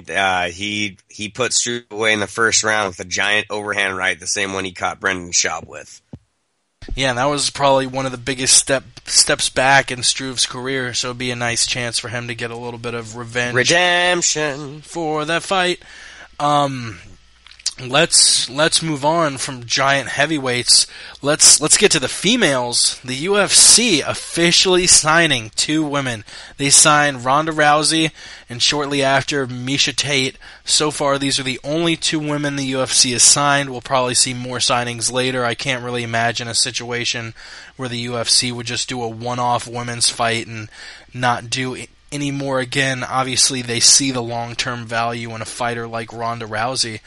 Man, you think them signing Rousey and Tate, you think this is kind of setting them up for a rematch? I have no idea, man. Trying to get inside the UFC's matchmaking is kind of like trying to decode alien, language. Who knows, man? I have no idea. I think that the fact that they're doing it is awesome. Where it's going to go from here, what divisions they actually put forth. I mean, there's just a lot of stuff back and forth where, Ronda says she hasn't been signed officially, but sources say she is. It's a clusterfuck, dude. I have no idea what's going on. I hope that, Dana kind of says he's going to make a big announcement and we can right the ship and figure out what the hell's going on so we can actually make predictions like that. But until that happens, your guess is as good as mine. I have no idea. Exactly, and Ronda's camp saying she hasn't officially been signed, and Dana White cryptically the night the news comes out just sending out a smiley face. We don't know when we'll see a debut of women's mixed martial arts, whether we'll see a rematch. But one thing we do know for sure, Chris Cyborg Santos saying that she went to a doctor and the doctors barred her from fighting at 135 pounds. And basically what she says was dropping down to 135 pounds would it might hurt her chances of having a child someday in the future, which, you know what, I totally get that argument. If you hadn't have jacked yourself up with steroids your entire career, I almost busted you goddamn into bitch. Holy shit, you almost that. I was about to say that, but then sort of applied the brakes, thinking, wait, if somehow this podcast fabricates into something big and we ever get her on, I would poop myself. Even though I'm 200 pounds and she's 145, she is a beast of a woman. And if the soundbite somehow got out of me me saying, "Don't be a hypocritical cunt," I would be in big trouble. But I do think it's hypocritical, and I understand I just said that, so the soundbite will exist. But come on, you're juicing yourself up with steroids your whole career, and now all of a sudden you won't drop another 10 pounds because it's gonna be, you can't have a baby. She is, maybe lose a little bit of muscle. I don't know. Just it all seems very fabricated, very hypocritical, and I don't buy it. Well, it's funny that you bring up the fact. And thank you for taking the exact words right out of my mouth. Jesus Christ. The bong is in your left hand, and you just stood up. Oh. No, it's funny that you bring up the fact that they said that it would hinder the ability to have a child, correct? Correct. Okay, well, this is actually dignified science, my friend. This is proven science. Wrestlers who weight cut actually lose virility in their testicles, so she has to worry about losing sperm before. It's very true. That's very true. She will have a harder time impregnating a lucky lady out there if she cuts too hard. You're totally right. I was saving that thing up for like the last 5 minutes of you just plotting.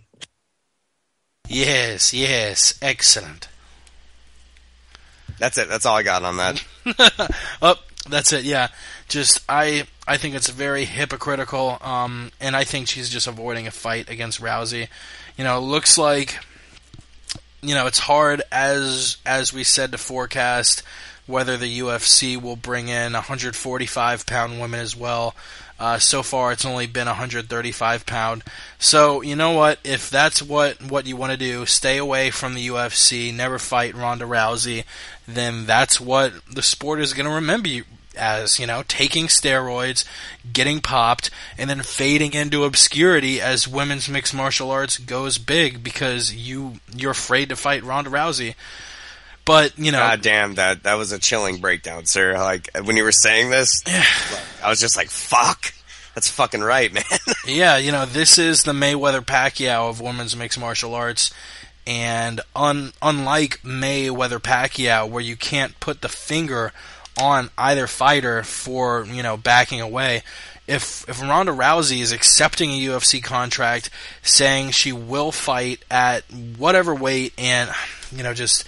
I'm sort of afraid that is the way it ends. We never see Chris Cyborg get signed to the UFC.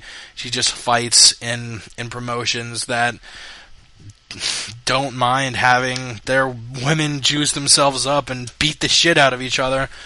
I really hope to see it happen, but almost like the UFC women's division, it's too early to tell at this point. But there's been a lot of sparring back and forth. And I think Rousey has more of a reason to stay at 135 than Cyborg has a reason to go to 145. But who knows? Rousey actually fought at 145 before facing Miesha Tate. So maybe she does move up. She is the champion at 135 pounds, though. So who knows? There you go. It is all speculation at this point. Where the fuck is Ramen? Ramen Noodle, I've actually sent him a couple messages on Skype. Said he was packing up the vapor bag, cocksucker. And said he would call in when we break down UFC 156. So we'll probably hear some more crazy conspiracy theories and kooky stories about why he thinks Carlos Condit is absolutely 100% going to beat George St-Pierre. And like a fucking doctor... conferencing in right now. What's up, Ramen Noodle? What's up, guys? This is my first time. Ramses here in Austin, just testing this. I don't know. Can you hear me? Yeah, you're coming through on Skype. Yeah, usually you call in. It's coming through fucking crystal clear today, my friend. How about, are you guys getting like any echo or feedback from your own? Not at all. None. No, Awesome. You sound great. Skype shit works. Cool. Works, How you son. guys doing, man? Thanks for taking my call, guys. Good. Great show. Remember to follow this motherfucker at the Aunt Jimmy Show on Twitter and listen to his podcast, Word on the Street, like a fucking doctor, cocksucker. Heyo. Heyo. Yeah, I noticed you guys were talking about the women's division here, the so-called new division. It's really the... what do you mean so-called? It is new. It's the Ronda Rousey division in the UFC, all right? Yep. There is no women's division. Let's not play any games right here, cocksuckers. All right? I got a question for you guys. Let's say, God forbid, Ronda Rousey, just gets into a fucking car accident tomorrow. She can never fight again. Aww. You really think there's still going to be a UFC women's division? No. Maybe with Miesha Tate's sex appeal. If it wasn't for the Miesha Tate sex appeal, I would say no. I'm still going to say no. Fuck it. Yeah, absolutely not. This women's division, it's only as deep as Ronda Rousey's pussy. I'm sorry, guys. Heyo. Oh, no, she has a girthy pussy. She doesn't have that vertical pussy. I think Miesha has that vertical pussy. Yeah. word on the street is it's some good pussy, all right? You didn't hear that from me, even though I just said it. I love to taste that noodle after she did 80 jumping jacks, cocksucker. Oh, man. No, after rolling around in the gym with just a bunch of... Oh. It looks like... Whoa. I'm gonna go ahead and let you go there, Ramses. Maybe if you can figure out what wrong, we'll have you call back. But yeah, that was just horrible on both of our ears. Maybe figure out that technical difficulty and hit us back. But yeah, he does make a good point. It is the Ronda Rousey division, and for the foreseeable future, I can't think of a woman on this planet who can stay in a minute with her. I mean, Jesus Christ. Miesha Tate was able to hang in there almost a full round. Let's see if it's any better. You back there? Yeah. Sorry, can you guys hear me? Yeah. It just got super scratchy, so I had to hang up on you. Dude, it sounded kind of like cats hissing at each other, but if you did a techno remix. Oh no. Yeah, Yeah, I was having problems earlier, so if it happens again, just hang up on me real quick, man. Sorry about that. I will. It's my first time. But yeah, sorry about being crude earlier. For a second there, I thought you hung up on me for talking about Ronda Rousey. No, we fucking talk about her poop like every other podcast. How many ounces of Ronda Rousey's poop would you eat is a game that we used to play? 37.5. Oh shit, I had a question. I've actually listened to a few of your earlier episodes. I mean, you guys interviewed like a few people, man, that are like... Yeah. I was like, wow. One of them was John Fitch, man. What? We haven't interviewed John Fitch, but theoretically... Do you mean John Anik? Do you mean John Anik? No. Wait. No, definitely... Wait, were you guys ever supposed to have him on? No, we've never been in chats with him. We've talked to a few welterweights. We talked to Charlie Brenneman. Thinking of other welterweights we've had on. Definitely, we've talked a lot of shit about John Fitch, but we haven't actually... Wait, what the fuck? What? You're smoking too much of that reefer, This cocksucker. is perfect stoner pod right here. Dude, man, I think you talked to this dude. Nah, man. Nah, dude, we totally did. Oh, and it looks like I'm gonna have to hang up on him again because he got super scratchy yet again. Call in, Ramses. Call in. Let's not get weird. Scratchy. Call him with the phone, dude. That works. Yeah. And in our number one more time for Ramses or anybody who wants to call in is 213-457-3380. Let's hit one last topic, and then we'll bring you our 10 solid seconds of sports. See if Ramses or anyone else wants to call in. Shields moving back to welterweight, and he really wasn't doing that bad at middleweight, and I think this might have something to do with I can't take these illegal substances anymore. I guess I'll need to move back to welterweight. All right, I will give Ramses one more chance on Skype before we tell him to call in. Nope. Nope. And, I'll tell him to... We're not going to take the call. You're going to have to use your phone. And, so, like I was saying, Jake Shields moving back to welterweight. Where do you think he sits in the division? Well, I'll tell you where he sits. Nowhere near contention. A loss to St-Pierre, knockout loss to Ellenberger, kind of a boring win against Akiyama in Akiyama's welterweight debut, and then a steroid-laced fight against Ed Herman, which was one of the worst fights of the year. So I don't think he really deserves any kind of top-level competition. Put him in there against C-level fighters. Let him work his way up. I totally agree. And there are so many C-level fighters. I think it'd be probably premature, like many aspects of my sex life, to talk about who he would fight next. A few fights slated the last week. We'll talk a little bit about in the next upcoming Strikeforce card, 156 card. But before we do that, you want to do our 10 solid seconds of sports. where I want to talk more sports, but we'll keep it to 10 solid seconds for our listeners and for Chris, who doesn't follow any other sports' sake. I gotta catch my breath. Maybe you should lead off this from now on, just so I can get a nice breath in for my 10 solid seconds of ranting. The 10 solid seconds of sports.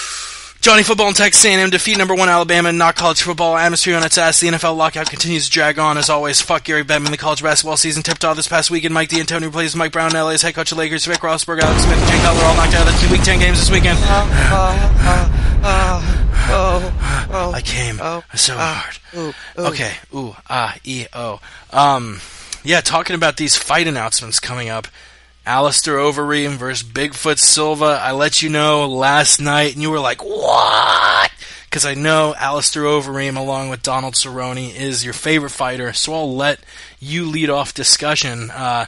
You have someone who just naturally, genetically, is one of the craziest fighters, and Bigfoot, he's just a huge dude. Travis Brown's a big dude. During that stare down, I was like, oh my god, Bigfoot's head is literally twice as big as Travis Brown's head.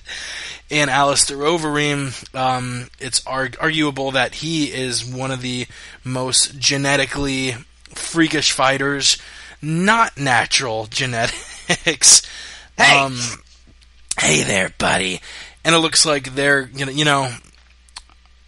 it would be wrong of me to just say that, the only reason Alistair Overeem's so giant and hulking is because he was doctored on in a lab. You obviously have to work really hard. He has incredible work ethic, an incredible diet, but I think you would be remiss to say that none of that was genetic or was, modified in a lab. Because you look at a time frame of him from when he was a middleweight to when he was a heavyweight. That dude never fought at middleweight. It was light heavyweight. Oh well, he wasn't a hulking guy, and Jesus Christ, you look at him now. What the fuck? What do you see going down in that fight? Well, I think that Bigfoot Silva has a glass jaw, kind of like Arlovsky, and here's why. He actually couldn't finish Arlovsky after Brett Rogers and Fedor did it.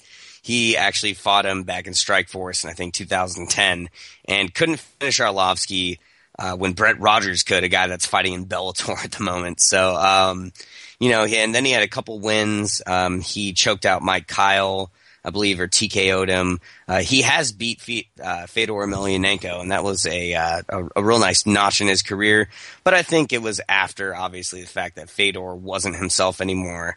He was the second guy to do it after Verdum. He got completely knocked out unconscious by Daniel Cormier, and then he got TKO'd and just savaged by Cain Velasquez. Had a questionable win against Travis Brown in his last fight where Brown injured himself and he TKO'd Brown. But, I think Brown beats Bigfoot, barring any injuries, 10 out of 10 times. So for him to go up against Alistair Overeem in his next fight, adios. That's an easy win for Alistair. That is going to basically put more stock, after he beat Brock. So he's going to, Brock stock after he beat Brock Lesnar. Now he's going to beat up another guy, and that's going to warrant him a title shot against the winner of Velasquez and Dos Santos, for sure. And something that I like, that it looks like the direction the UFC is going in, they used to have sort of a policy that they wouldn't advertise guys who were on suspension. Alistair Overeem's still technically suspended by the NSAC, and it's good to see the UFC kind of getting over that moral hump of, obviously you aren't going to let a guy fight while he's suspended, but why not market him, especially if it's a guy as good as Alistair Overeem, and I totally agree. Silva got KO'd by Daniel Cormier, who I think, standing up-wise, is half as dangerous as Alistair Overeem. You can't really blame a guy for getting TKO'd for a dude like Cain Velasquez, who can just go for miles. I really think the next maybe 1.5, 2 years barring seeing how high up Daniel Cormier is, because I do think he is a great heavyweight going through Josh Barnett the way he did. I think it's undisputed right now that Overeem, Dos Santos, and Velasquez are the best 3 heavyweights in the UFC, and I'm hoping after Alistair blasts his way through Antonio Silva that he gets the winner of the Cain Velasquez Jr. Dos Santos rematch. Oh, he will. Yeah, and there's been a lot of talk between the Dos Santos and Overeem camps, so yeah, hopefully, which a fight we were supposed to see back at UFC 146 is a fight we see more soon than later. And Junior Dos Santos, Alistair Overeem, I'm already looking forward to it because I think that Overeem will get through Bigfoot quite easily. Quite easily and effectively. I don't think that Bigfoot will even make it as far as Lesnar did against Overeem. I think it's going to be literally won't even make it halfway through the first round. I'm going to say a minute and a half he's going to get finished. We will definitely see how Alistair does against Antonio Silva on Super Bowl weekend, February 2nd in Las Vegas. Another fight which was made before this fight, announced for 156, just because how stacked UFC 156 is now. I wouldn't be surprised if it got moved to UFC 157. But a fight that a lot of us thought was going to happen, Dana White said was going to happen months ago, but never was officially made. And now it looks like it has been officially made. Dan Henderson versus Lyoto Machida. We can finally start talking about it. It is official. Start putting our premonitions on it. Damn, this is going to be a much closer fight than Overeem versus Bigfoot is. And, you know, if it was just striking, I give this to Lyoto Machida, even though Hendo packs that heavy H-bomb right hand. Machida, obviously an excellent counter striker, probably the most technical striker other than Anderson Silva and John Jones in the entire UFC. Maybe Jose Aldo ranks above him, but just because of Hendo's wrestling, I think Hendo's going to keep it close, going to try and grind out Machida, and kind of like, you know, I guess it wasn't the way he beat Shogun, but I see Hendo grinding away Machida, similar to the way that Shogun grounded away Machida, and we see Dan Henderson take the fight, whether it's UFC 156 or 157, and we finally get to see that John Jones-Dan Henderson fight we've been waiting for. Keeping up with kind of being the yin to your yang on picks for this podcast, and Why don't you yin my yang? I'm not doing this for the sake of being interesting or whatever, but I really truly disagree with you. Machida has done so well, barring his knockout loss to Shogun and his choke loss against John Jones, who obviously is a phenom. Machida does very, very, very well against wrestlers. He beat Tito Ortiz. He beat Ryan Bader. He beat Randy Couture. He beat the shit out of Rashad Evans. So I feel that this is going to be all Machida in this fight. He doesn't really get taken down off of any blast doubles. If he does get taken down, it's off of trips. And he is a judo black belt as well as a jiu-jitsu black belt and a Shotokan karate black belt. He's a triple black belt. And beyond Dan Henderson's H-bomb and his fight IQ, there's nothing he offers Machida. This is the worst possible stylistic matchup for Dan Henderson, and he is going to get finished on fight night. And, he's going to basically lose his title shot because he took this fight. And on top of that, he's 41 years old, and he's coming off of a very long layoff. I think at this point it's been over a year by the time the fight happens. So there's no way Dan Henderson wins this fight, in my opinion. You know, I said the same exact thing when he was taking on Shogun Rua, and Henderson made me eat my words, so I'm not going to sleep on Dan Henderson yet. What are the chances, you were talking about that H-bomb, what are the chances that Henderson's able to land that H-bomb against Lyoto Machida? Well, if you look at when he lands that punch, it's after somebody overcommits to a strike, whether it's a a left hand. And, most of his opponents have the same stance, or a left kick or a right leg kick. Anything to where they're committed to it, he flings that overhand right. He doesn't just fling it willy-nilly. He actually sets it up, which is very smart, like he did against Michael Bisping. He hit that He's inside. circling to his left, Mike. Watch out, that's his power hand. He's circling to his left. Whack, whack, whack.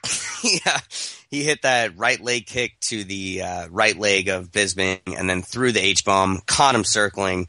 But if you look at Machida's style, he's a counter striker and the best in the division, if not one of the best in the world at doing so. Machida has a great fight IQ. He's made very few mistakes. So against an aging fighter like Henderson, it's fucking batter up, dude. He's gonna fuck up Dan Henderson. I don't think Dan's gonna have anything more than missing shots and failed takedown attempts in this fight. I definitely see where you are coming from, but I don't know, I think Henderson's one of these guys that his age necessarily hasn't caught up with him yet. Kind of like Anderson Silva. We haven't seen any signs of aging from him yet. And I think Henderson's a better wrestler than Rashad Evans. I think Henderson's a better wrestler than all the fighters Lyoto Machida's ever faced, with the exception of John Jones. So it'll be really interesting. Just curious, how is he a better wrestler than Rashad? Or, I mean, I know he's an Olympic alternate compared to Rashad Evans, but as how it actually attributes to mixed martial arts, how is he a better wrestler? Is there any kind of thing that you have lined up for that? Well, I think Rashad Evans puts more technique into his takedowns than he does strength. Henderson uses a lot of strength in those takedowns, and that sort of goes to why trips work against Machida, because you're getting all of that weight put into the takedown, and once you get taken down, I don't see many guys that Dan Henderson takes down that gets back up afterwards. I'm thinking through all the fights I've seen with Hendo, maybe later on in the fight, but this is going to be a 3-round war.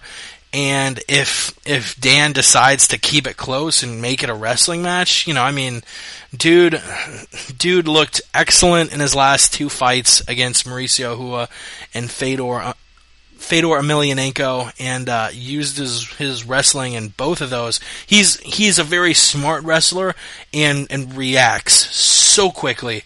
I think Rashad Evans is someone who really relies more on, footwork and head movement, standing up.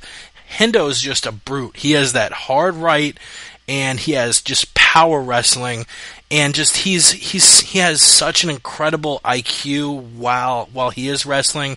You saw the TKO he got against Fedor. Fedor wasn't thinking for a split second, and Hendo jumped all over him, got his back, and landed those hard rights to Fedor's face. I know Lyoto is very, very skilled standing up, but if he makes a split-second mistake in the clinch on the ground versus Henderson's going to jump all over it like he did against Fedor. Yeah, man, it's ultimately, I was going to see if you'd bring it up, but Dan Henderson is that Greco-Roman guy, which John Jones is as well. And surprisingly, Brandon Vera, an excellent wrestler in his own right. And then you have Rashad Evans, who's more of a freestyle wrestler. He didn't do Greco, he did college wrestling. That's what gives him that super explosive speed and power into his shots. But it's more technique than power. And I think you're right that Dan Henderson has that kind of tank aspect where he just comes up, he grabs you, and he uses that old man strength as well as a lifelong wrestling career to just put you on your ass. But ultimately I stick with my breakdown. I just feel that Machida is going to make Dan Henderson look sophomoric. Indeed. And let's bring you one more news story, or actually, before we break down the Strikeforce card really quick and just go through those fights, UFC 156 now scheduled to have 3 badass fights: Aldo Edgar, Overeem Silva, Hendo Machida. Which one of those are you looking forward to the most? Man, what a rundown of fights, dude. Obviously, I'm going to say Alistair Overeem. I think it's an easy fight. He's my favorite fighter, hands down in any combat sport. So to see him finally come back and probably make quick work of this guy and earn that title shot. I think the scariest thing in mixed martial arts, besides facing Anderson Silva, is having to face off against Alistair Overeem. That's scary, man. It's 6'5", 260 pounds with K1 level striking and a crazy ground game and knees. That's scary. So I'm definitely siding with Overeem. Wow, that's actually, of the three, the fight I'm looking forward to the least, just because Hendo Machida and Aldo Edgar are going to be so close. We do disagree on Henderson versus Machida, but Aldo Edgar, that slightly outweighs that fight. God, that is going to be such a war. No one has fought Jose Aldo who poses the problems that Frankie Edgar does.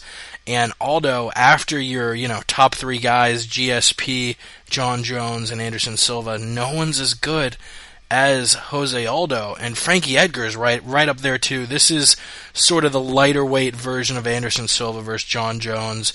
Your, crazy striker, jiu-jitsu guy against your just, badass boxer, wrestler. And yeah, I hate to pick against Jose Aldo, but like I said when we broke it down a few episodes ago, I see Edgar winning this fight just because that shit's going to be so unbelievably close. Absolutely. That excites me very much. I mean, gets me hard. I think Frankie Edgar is the hardest, stiffest, most firm test. Firm and stiff. that Jose Aldo has ever had in his career. So, girthiest test. Yeah. And, so one more news story and then we'll get to breaking down UFC 154 before we wrap this bitch up.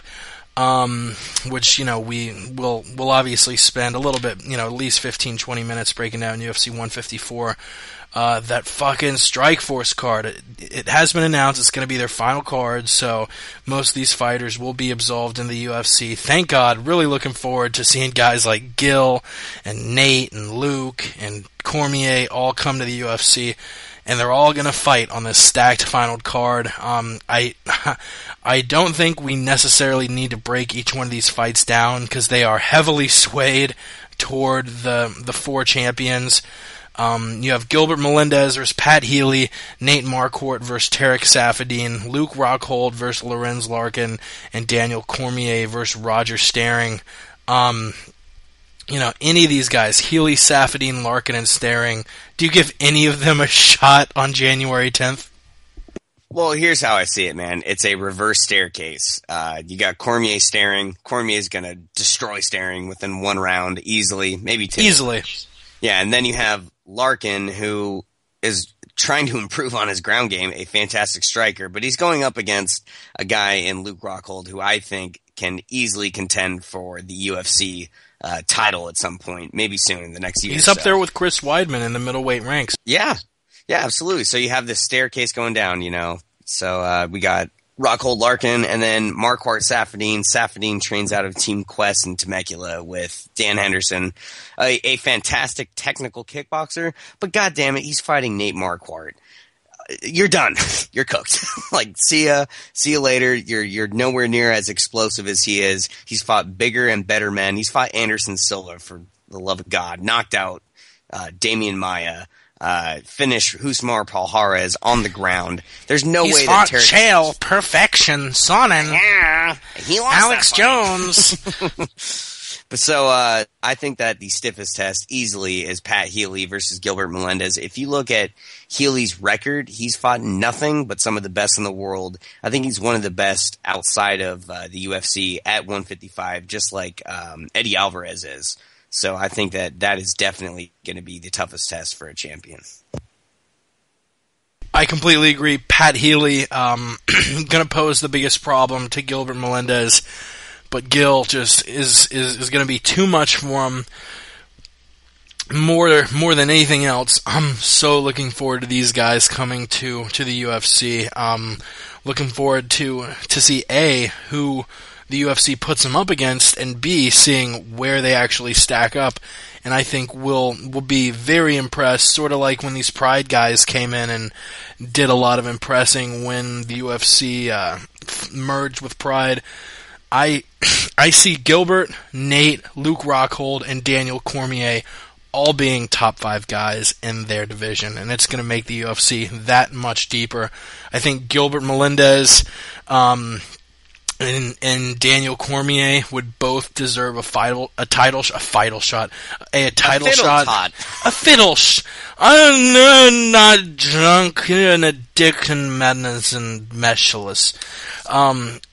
I think Gil and Cormier really deserve a title fight after one fight in the UFC. Maybe even Rockhold too. I would say so if middleweight wasn't so congested at the moment. And Nate Marquardt, I mean, shit, he's the welterweight division's plenty stacked, but I'd love to see him take on a guy like. I mean, he really fits into this group of guys who can bang, who can wrestle the shit out of guys, and yeah, he'll fit in very well against the Ellenbergers, Campmans, and Hendrickses of the world who can wrestle their ass off and bang just as easily. Yep, absolutely. This acquisition is, it's perfect. Because for a long time, they were still running these shows, and Dana's like, oh, my hand's out of it. It's all up to these other guys. It's Showtime show. I have nothing to do with it. But ultimately, you have the same company owning two different companies that are directly competing with each other. It makes no business sense. For the longest time, we've all thought it was dumb. And finally, they're folding it in like they did with the WC and Pride. I really feel that they should have done it as soon as they bought the company. That would have been, perfect, but obviously for business reasons, it didn't really take place. Yeah, I don't know if they could have. They had that weird relationship with Strikeforce. Strikeforce wanted them to, play out their year and a half left on the contract, and they did that. And finally, we're getting to see these guys move to the big show. The fans love it. I think most of all, these fighters love it. I'm sure Gilbert, Nate, Luke, and Daniel Cormier all wanted to come into the UFC way more than the fans wanted them to come in, and the fans wanted them to come in a lot. So it'll be really fun seeing them come in and make their mark felt on the UFC heavyweights, middleweights, welterweights, and lightweights, son. So without any further ado, once again, if you're listening in, you can call in via Skype, the MMA Podcast, by phone, 213-457-3380. I got the Twitter up as always, cocksuckers. And visit us at themmapodcast.com. And let's preview this UFC 154 card. Oh man, fucking A. I've had this literally circled on your calendar as a popular term. I have literally had this day circled on my fucking calendar because it's been a while since we had a main card. UFC 153 seems like that was like a month ago, and the main event is, the main and the co-main were sort of mismatches. You had Glover beating the living fuck out of a guy, and you had Anderson beating the living fuck out of a guy. This one, you got two close-ass welterweight scraps. You got the champion, GSP, fighting the interim champion, Carlos Condit. Campman and Hendricks, that's going to be a barn burner. But let's start at the bottom of the main card. There are obviously some great prelim cards on this that stick out to me. You have Matt Riddle versus John McGuire, Rodrigo Dam against Antonio Carvalho. You have Carvalho. You have Mark Bocek facing Rafael Dos Anjos, like I mentioned before, Patrick Cote and Alessio Sakara, Sam Stout, John McDessie, Cyril Diabate versus Chad Griggs. It's going to be a fucking hell of a fight, and I'm really looking forward to it. But if we broke down all that shit, it would take us an hour. So we're going to stick to the top 5, the pay-per-view fights on the main card. And we'll start off with the featherweight fight. Mark Hominick versus Pablo Garza.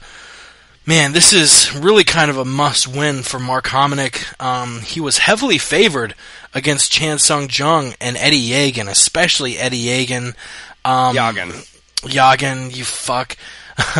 it's kind of interesting in those three fights, Yagin, Chan Sung Jung, and Aldo. I think he looked the best in the Jose Aldo fight, which makes no sense. He took that fifth round from Jose Aldo, and what I believe was the first round that Aldo did not win. Really looked impressive. Was dominated maybe the least of all of Aldo's opponents since being in the WEC or UFC. Kind of got knocked out. I really hate to call it a fluke punch because it wasn't, but it just sucks when a guy rushes in there and hits you right on the button, and that's what Chan Sung Jung did. Ended the fight in 7 seconds, tied for, I think, the fastest knockout in UFC history.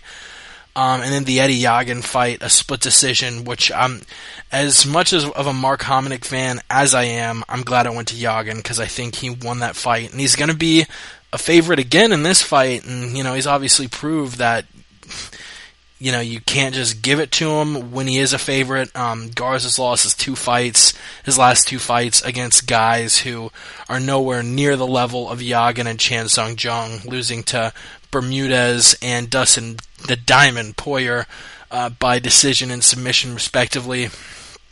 And thing of how this fight, plays out, Hominick's going to want to stand this fight up. He's much better standing up than Pablo Garza, and if he keeps it to being a boxing match, I think he's much more technical. I think he has better footwork, better head movement, he does give up 5 inches of reach, I believe, against Garza, who's 6'1", which, Jesus Christ, a guy who's 6'1" and weighs 145 pounds, he's fucking pole. But he also gave up, I think, the same exact reach against George Roop back in January 2011 in the UFC featherweight title eliminator. Finished Roop in the first round by TKO. George the Poop Roop. George Poop Roop at ut eat. And I think I see this one going to Hominick, even though I think you might pick against him simply because Hominick gave you so much shit. No, I wouldn't. I don't take any of that personally. It was funny as hell. The dude destroyed me. The only time in podcasting history where I was at a loss for words. I was just like, Hey, bud, I'm trying to do a Canadian accent, and I have no idea where the fuck to go with it. You're trying to get out of your mom's basement, eh? Hey, I'm gonna drink a little bit of maple syrup, eh? I don't know. I use got maple nothing. syrup as my coffee creamer there, eh? But you gotta respect the guy. We were blowing up his house and his wife and his baby, like, hey, Mark, we're calling you. I fucked up a Great Lake. I said I live with my mom. I can't fuck that up a Great Lake with a Canadian, son. Yeah, so ultimately, as far as how they're going career-wise, you got Mark Hominick coming off of 3 straight losses. Pablo Garza is kind of hit and miss. He's looked great against a couple guys. He actually got, hello? Hello. Okay. Is this working? Go ahead. Yes, sorry, Chris. Chris, keep on breaking that down. Okay, I have some reverb coming off of our caller's call here. Turn your shit down, cocksucker. Okay, it's only when he talks. Yeah, so, Pablo Garza got choked out by Dustin Poirier in kind of a big fight, and he also got dominated by Dustin Bermudez, who is a really strong, stocky wrestler. I think Mark Hominick poses a really kind of new set of problems towards Pablo Garza. He obviously did very well against Yves Jabouin in their fight. I think at UFC 129 got a flying triangle. But I also feel that Mark Hominick is taller, has better boxing. So as far as how this fight plays out, I think that Pablo Garza is going to get absolutely handled. Not dominated or steamrolled, but I think that Mark Hominick will take this handily by decision. Yeah, and I do want to kind of move through the first three fights sort of quickly so we can have a little bit of time to talk about Campman Hendricks and St-Pierre Condit. But we got our boy Ramses back on the phone. He's got a different headset that doesn't suck complete balls. Really quick, who do you see winning Hominick versus Garza? And will you finally agree with us on a single fucking subject, cocksucker? I can't guarantee that. Hopefully this mic works a little better. Can you guys, are you guys hearing this all right? You're perfect. Go ahead. Perfect. You sound great. Okay, yeah. Sorry about embarrassing myself earlier with that whole shit earlier. Yeah. We have embarrassed ourselves way more over the course of this podcast. Don't you worry. All right. So which fight were we talking about? Because they're all the same to me, man. Like I told you guys last time, UFC 154 is the battle of the facial hair. If you actually look at it, have you guys seen this yet? Have you guys heard about this yet? No. Explain. Just go to UFC.com or whatever. Go to UFC.com if you have the capability right now. Just look at the fight every card. fight a beard against a no beard? Pretty much. There's only one where it's like both of them have crazy ass facial hair. Other than that, it's the facial hair versus the guy who's clean shaven.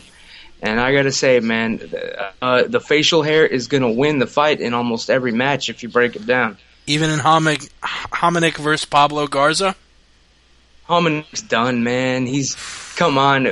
After he gave birth out of his fucking head that one fight, I've never looked at him the same. The fans haven't either. We all know he's done, man. He's not even that impressive a boxer anymore. Garza's gonna wipe it. He's done. Over. Yeah, he has looked stale his last two fights. If he comes out like he's looked in those fights against Garza, I don't see him winning. But he is a heavy favorite, and I think he's obviously. We actually did talk to Mark Hominick a couple months ago. He's been training his ass off, unlike John Fitch, who we've never talked to. Look, guys, I got really stoned one night, and you guys interviewed him, and it was your best episode ever, and that's all I got to say about Damn that. it. Right, guys? Fuck, I really wish. Right? So I really wish I knew which one you were talking about. Our best podcast was the podcast that never fucking happened. I'll move on swiftly to Nick Ring. It was a good one, guys.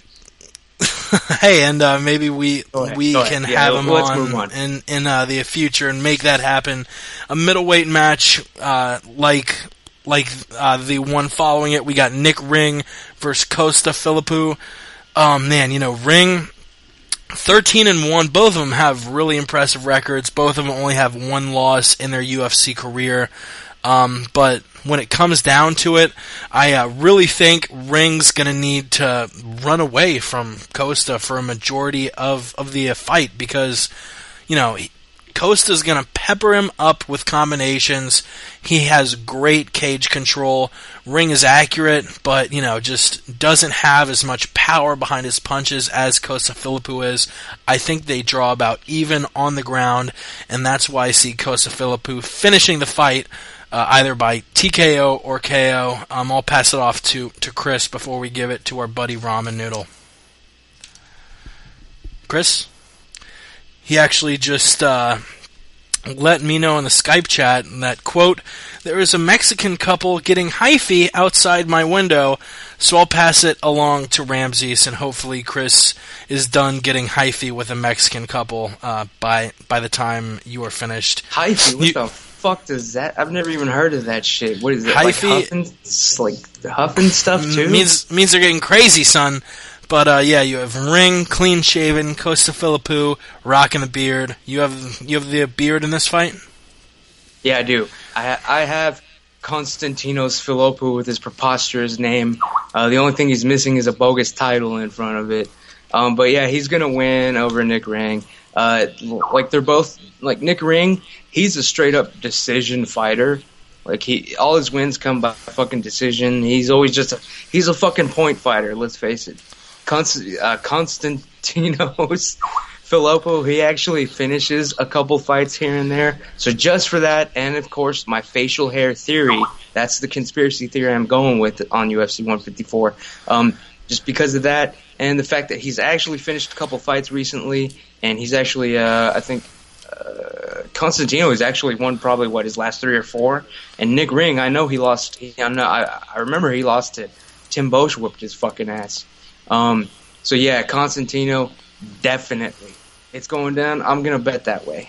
Do you guys bet? Do you bet on the fights or what? No, what, no. I actually stopped. Put your money where your mouth is. The last bet that I put down, I've mentioned it a couple times. I put $50 on Nate Marquardt to beat Chael Sonnen, and the rest was history. No, son. Yeah.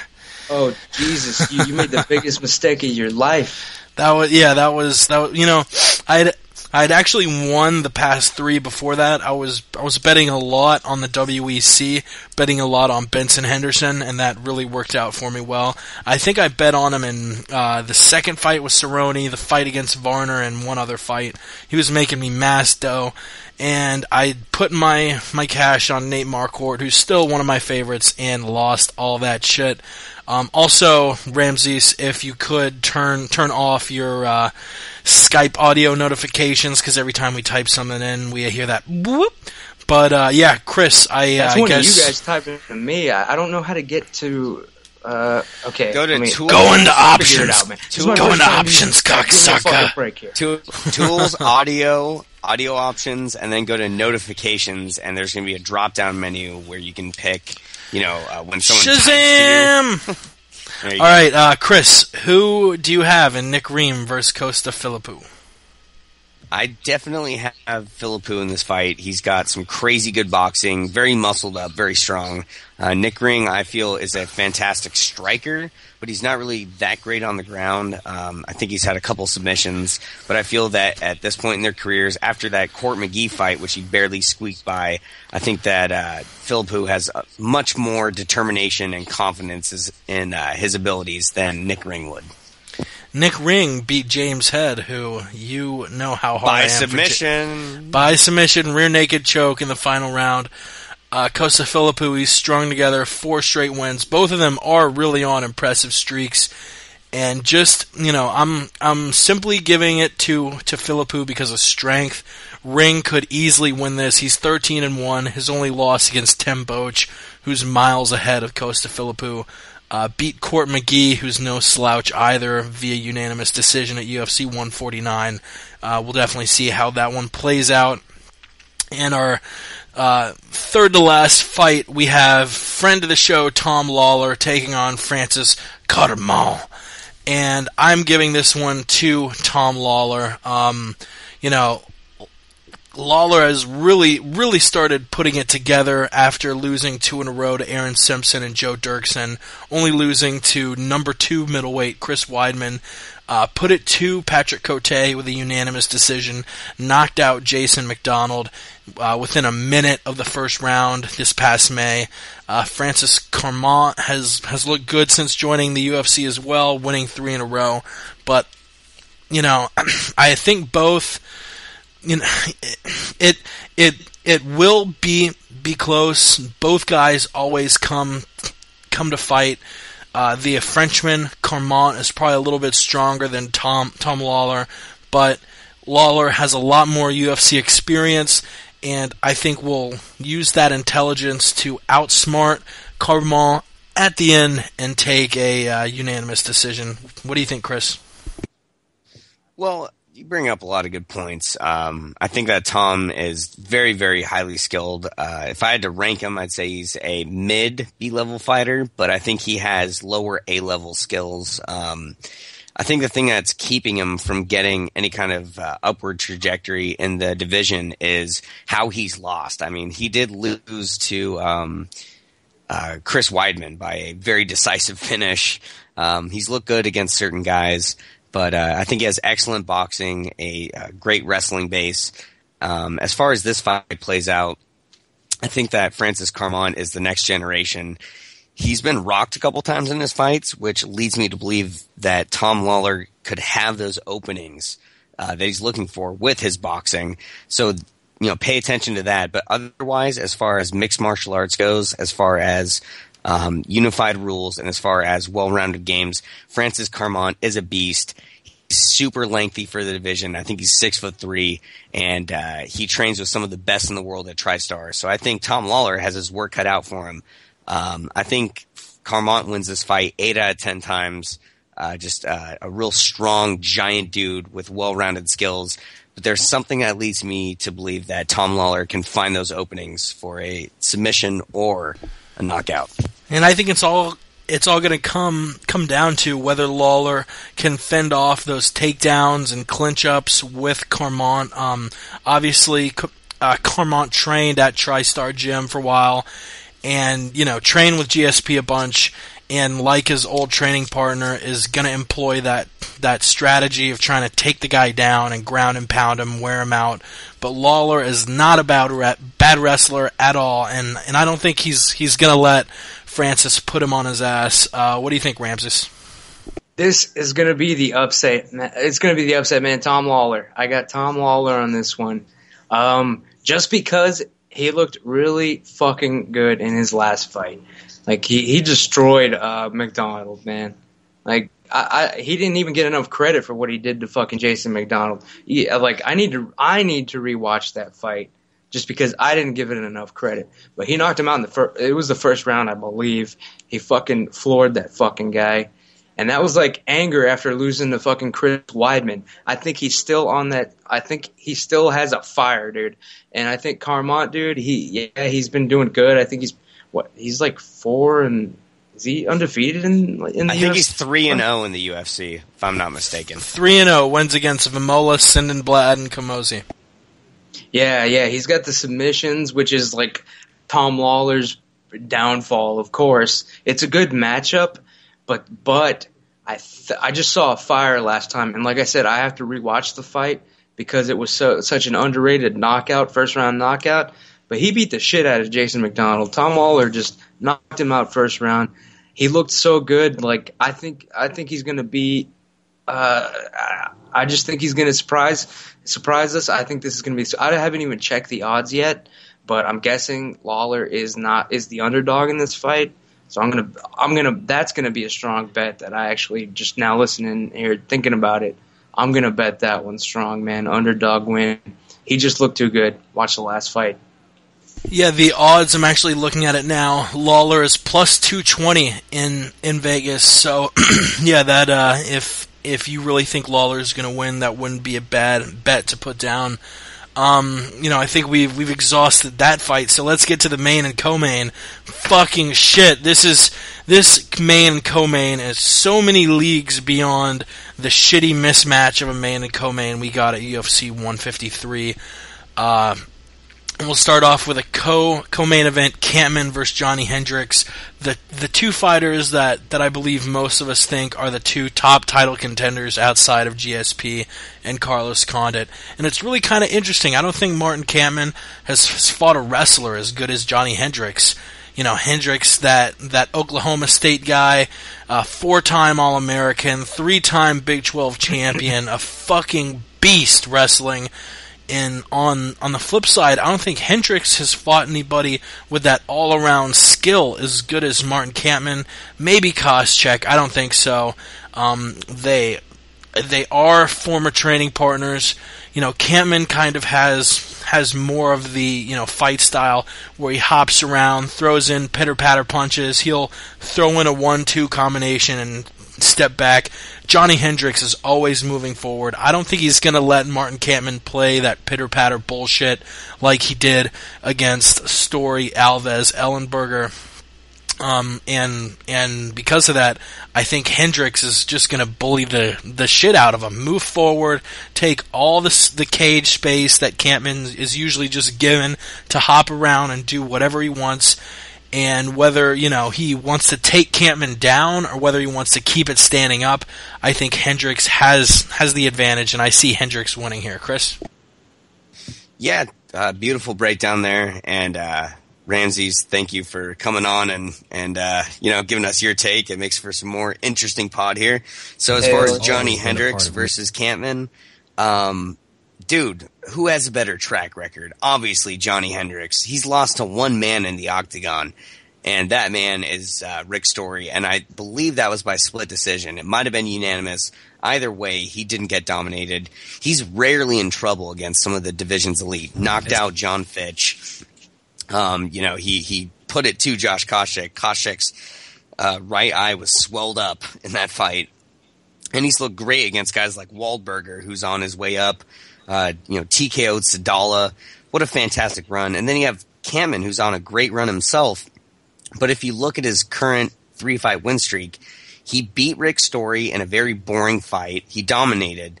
Then he got dominated by Thiago Alves until he latched onto that mounted guillotine. And then, obviously, that fight against Ellenberger could have been stopped, for sure. None of us can argue that. It could have, depending on the ref. And he came back and absolutely destroyed Ellenberger. So you look at it as Martin Kampman is very hard to put away. Paul Daly couldn't even do it with his, vaunted left hand. So I think ultimately, let's look at track records here. Johnny Hendricks never looks in trouble, has a wrestling base, and has one-punch knockout power. So I'm going with Johnny Hendricks all day. Ramses? This one's pretty easy, man. Johnny Hendricks all the way. There's no doubt. Not even like disregarding my theory about the guy with the most facial hair is going to win no matter what on Saturday. It's Johnny Hendricks is on fire, and fucking Kampman just looked good in his last fight, basically. Yeah, he's on a little streak of wins, but he only looked good, like on fire, in his last fight. That's good, which is why I think it'll go to a decision. I don't think Hendricks is going to be able to finish him, which that's the biggest compliment I can give to Martin Kampman at this point. But I think everybody knows what this fight is supposed to be. It's just gonna be a fucking brawl, and it should be a good one though, and it should go all 3 rounds as far as I'm concerned. But it's gonna be clear that Johnny Hendricks is the better fighter. Everybody's gonna see that. He's just gonna be kind of just fucking showing off, and it's not gonna be a fucking walk in the park for him. But his Kampman's skills don't match up. They don't. That's it. Yeah, and I hate that all of us do agree, and I wish I was in the spot to play devil's advocate, but it's all about fighting styles, and Hendricks is going to push it on Kampman, unlike anyone else has. I think it makes sense that all of us pick that because of their fight styles. Kampman wins by these pitter patter punches and stepping back and jumping around, and Hendricks is not a guy who will let you do that. He won't let Kampman play his game, and he'll take that win by second or third round knockout. Kampman got rocked by Jake Ellenberger in the first round, and as much as Chris and I will argue whether that should have been stopped, it's inarguable that he got rocked. And if Jake Ellenberger is going to rock you that bad in the first round, just wait until you step in the cage against Johnny Hendricks. Let's move on to George St-Pierre versus Carlos Condit. A fight here we go. Obviously, I'll say my take first, like I have on the last few, and very similarly to the Kampman versus Johnny Hendricks fight, I think this is going to come down to fight styles. Nick Diaz was, he was perfect for Carlos Condit's style. He is the kind of guy who is going to sit back and let you get hit. And GSP is not going to do that. GSP's game is to impose his will. I don't think outside of maybe Anderson Silva, John Jones, nobody imposes his will on you like George St-Pierre does. I haven't seen a single fight where, if George St-Pierre wants to take your ass down and ground and pound you, he will take your ass down and ground and pound you. His knee is a question, but with modern day medicine, I made the argument of Tom Brady last time. Adrian Peterson, similar injury, tore his ACL. He's a running back. You have 300-pound black men diving at your legs every fucking week trying to take you down. and they aren't able to, because with today's medicine, I truly think George St-Pierre's knee is going to be exactly the same as it was before. George St-Pierre, no one Carlos Condit has faced has been able to, has had that style of wanting to impose their will against you, except for maybe Dong Young Kim. And Condit did show with sweeps that Kim couldn't keep him down, and that is probably the biggest similarity as far as opponents Condit has faced compared to George St-Pierre. Kim, one of these guys who wants to quell you and ground and pound you, very similarly to George St-Pierre, but George St-Pierre is a much different animal than Dong Young Kim, and I see George St-Pierre taking Carlos Condit down and imposing his will. And in Chris's, Chris made a very good suggestion. We're going to do this presidential debate style. Chris Lowe, big GSP fan. Our buddy Ramses from Austin, huge supporter in Carlos Condit. I'm going to give each of you 1 minute to speak at a time, and then I'm going to interrupt the fuck out of you and let the other man make his opinion. Chris, I will hand it to you first. Obviously, we've heard Ramses last week talking about GSP Condit, saying that the injury is going to be a big deal. The first question I want to ask first, we will get to fight styles. I'll ask both of you a few questions before we wrap up this podcast. This is going to be our last topic before we put a bow on it and send it out into iTunes and YouTube and all that wonderful shit. Do you think this injury will have any effect on George St-Pierre? I do not, and here's why. If you look at George St-Pierre in between when he got injured and now, if you look at his body type, he hasn't gotten sloppy. He hasn't gotten fat. He's stayed in shape. He's obviously training harder than anyone out there in the sport. I think that GSP has the best work ethic. The man is constantly doing gymnastics, trying to improve himself.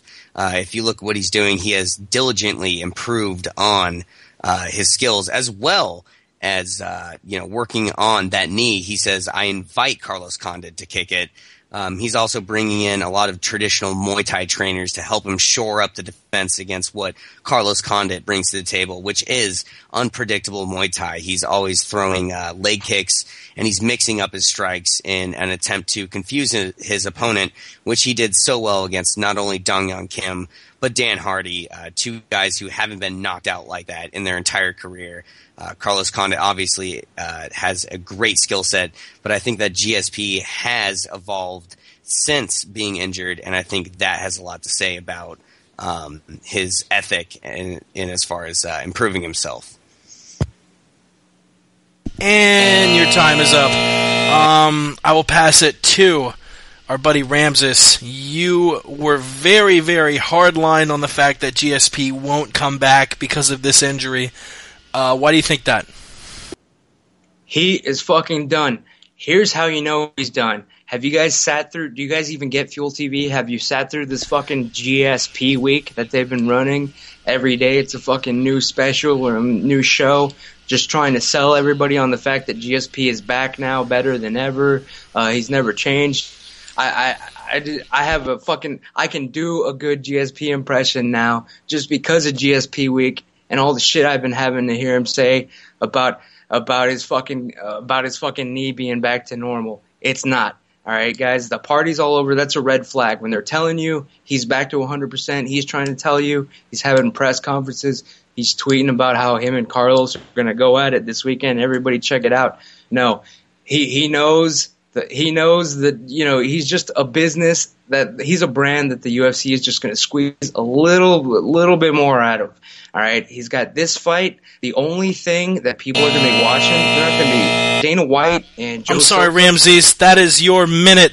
Let's get 2 30-second rebukes, and I'll move on to the next question. And don't worry, I am playing awesome sound effects to nail that buzzer once you both go over a minute. Chris, what do you have to say about what Ramses just said? 30 seconds. What I have to say is that he hasn't brought up a single fact or figure or anything, just kind of vague and general conjecture about the fact that George is only speaking, trying to pump himself up to pump up the fight, but he hasn't brought up a single fact on why he believes this to be true. Ramses, if you had anything to say about George St-Pierre, why not actually bring up how you feel that he's just going to be subpar and get beat by the challenger Carlos Condit? Why?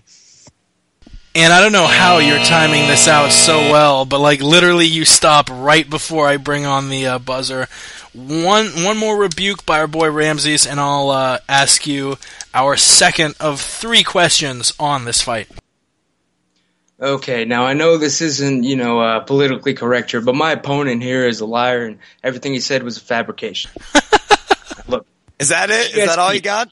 You don't come back from the type of injury that GSP had after already punishing your body and training that way all your life. You don't come back and then just slap on a new ACL tendon and then fight a championship round against a man like Carlos Condit. It's not going to happen. The fact that they're trying to sell it so bad. Look, the only thing they're going to watch is to see not whether or not GSP wins, but whether or not that knee explodes, because they want that Anderson fight next. It's going to be next whether he wins or loses. The UFC, it's all about money. And I'm going to have to cut you off right there. This question I will pose to Ramses first, and Chris will be able to respond back. Aside from the injury, because we can argue these points about the knee injury all day, I actually posed the question to you last week, Ramses. Even if theoretically GSP's knee was at 100%, you still thought Carlos Condit was going to win. So let's both assume that GSP's knee is 100%. He is the GSP of old, comes out there. You still think Condit is going to win. Why do you think that? Carlos Condit is ready and in shape and can clearly, without question, go 5 full rounds. You cannot say the same about GSP. Even if he's 100% on the injury, you can't say that after the layoff. It's almost been 2 years since his last fight. 19 months? All right. He will not be 100%. He will have octagon jitters. Carlos Condit is going to be prepared to fight 5 rounds in better shape, and they're both point fighters. If they're both 100%, we're going to see the most boring fight of our lives, guys. We're going to see 5 rounds of just running around and point fighting and sparring, if they are both 100%. You don't think GSP can take him down? Isn't that 30 seconds? GSP can take him down. I'm giving him a minute. Yes. So, really quick before I pass it back to Chris, you say GSP can take him down, then why don't you think GSP is going to win?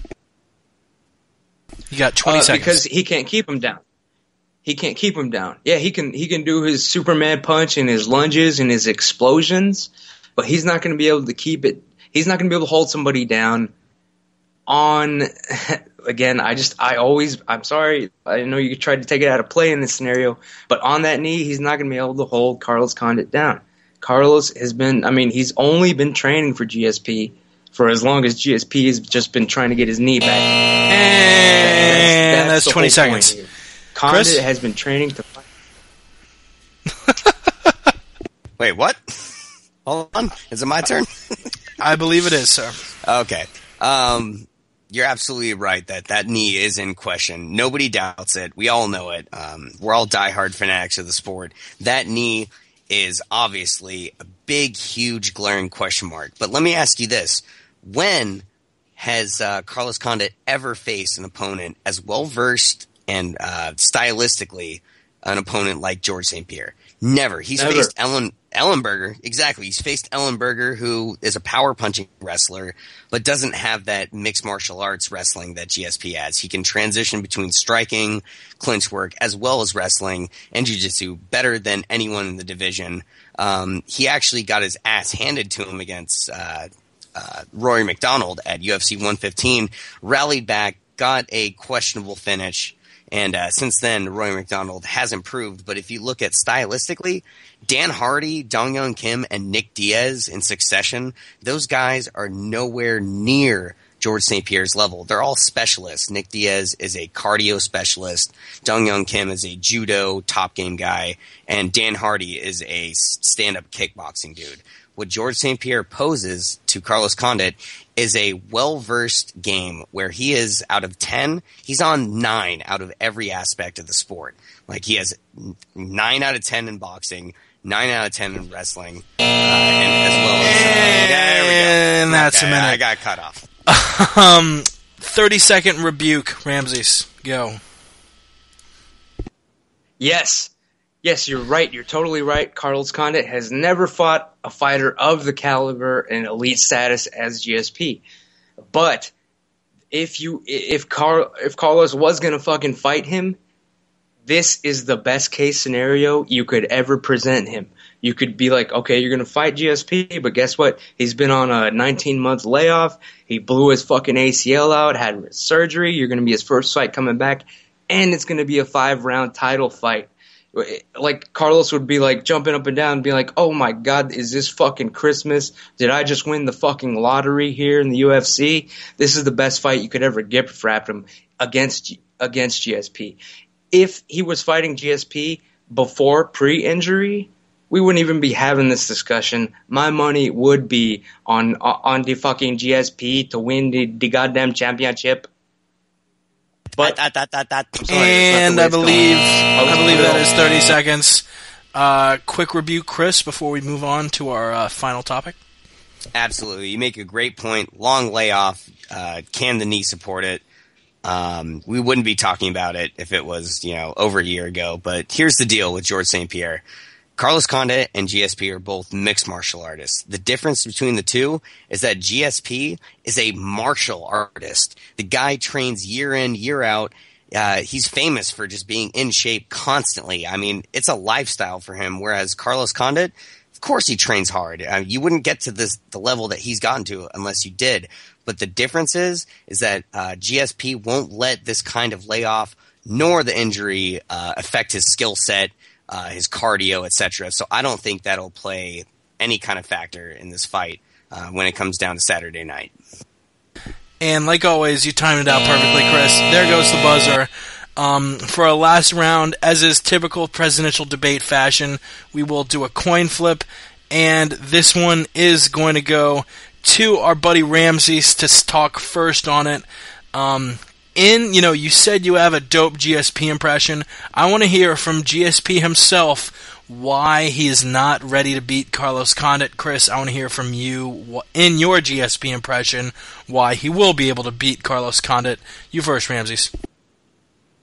Okay, here's the deal. My coaches, when I come back from the injury and I come back to train, my coaches say, oh my God, he might never come back again. But I say to them, yes, I will. I will be the best guy in the UFC. But I got to say now that I'm looking at Carlos Condit, with Carlos, I don't think I'm going to win on Saturday. I'm going to do my best to be the best guy in the UFC, be the best fighter I can be.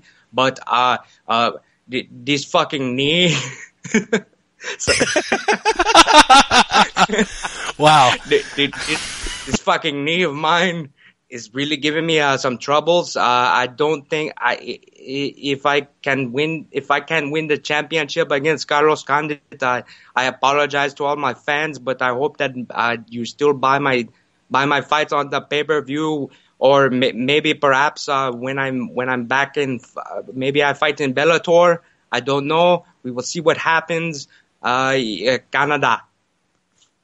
And your 45 seconds of this condensed round is up. There goes the buzzer. Mr. Chris Lowe, in your George St-Pierre impression, why are you going to beat Carlos Condit? Thank you for leading me off in this most professional and impressive way. I have to tell you that as champion of UFC, you have to taking to keep on licking, and you have to take charge of your life. And I am the strongest George St-Pierre. I am the most complete George St-Pierre. I have the most weapons in my toolbox to defeat Carlos Condit on fight night. I train like there is no tomorrow. I have many fat women that I have sexual relations with. I enjoy. What the fuck? Oh, I love this podcast. Hold on. Okay, here we go. Dana White has told me many times, George, are you ready to fight? When John McCarthy come across the cage and he tap me on shoulder, I will say, no, don't rape me, but I will be ready to fight on that night. On that night. And one last lightning round. You have 15 to 20 seconds to answer this last question. And I'll start it off with Ramses. Also in your George St-Pierre impression, what sort of ladies do you prefer to go after? What is your perfect type of woman? George, number one? Okay, first I'd like to say that impression of me, it sounded Hispanic, okay? And I'm not Hispanic, I'm from Canada, okay?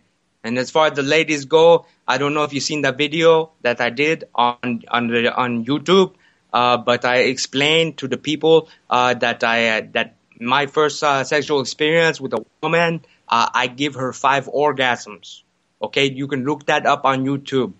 Look up GSP, first sexual experience, it's all there. My bragging, I'm the best guy in the world. You're going to see on Saturday, if you buy the pay-per-view against me and Carlos Condit, you're going to see a GSP explosion. Unfortunately, it is going to be my knee that is going to be the explosion. But buy that on UFC pay-per-view because I am going to need the money. Going way over his allotted 20 seconds, I just wanted to hear him rant about that, and that was search Ask Men GSP first sexual experience. I think that was askmen.com. So GSP2, I will also let you go over your allotted time, but what is your favorite kind of woman? Thank you very much for this opportunity. You know, I was so scared the first time that a woman came near me sexually.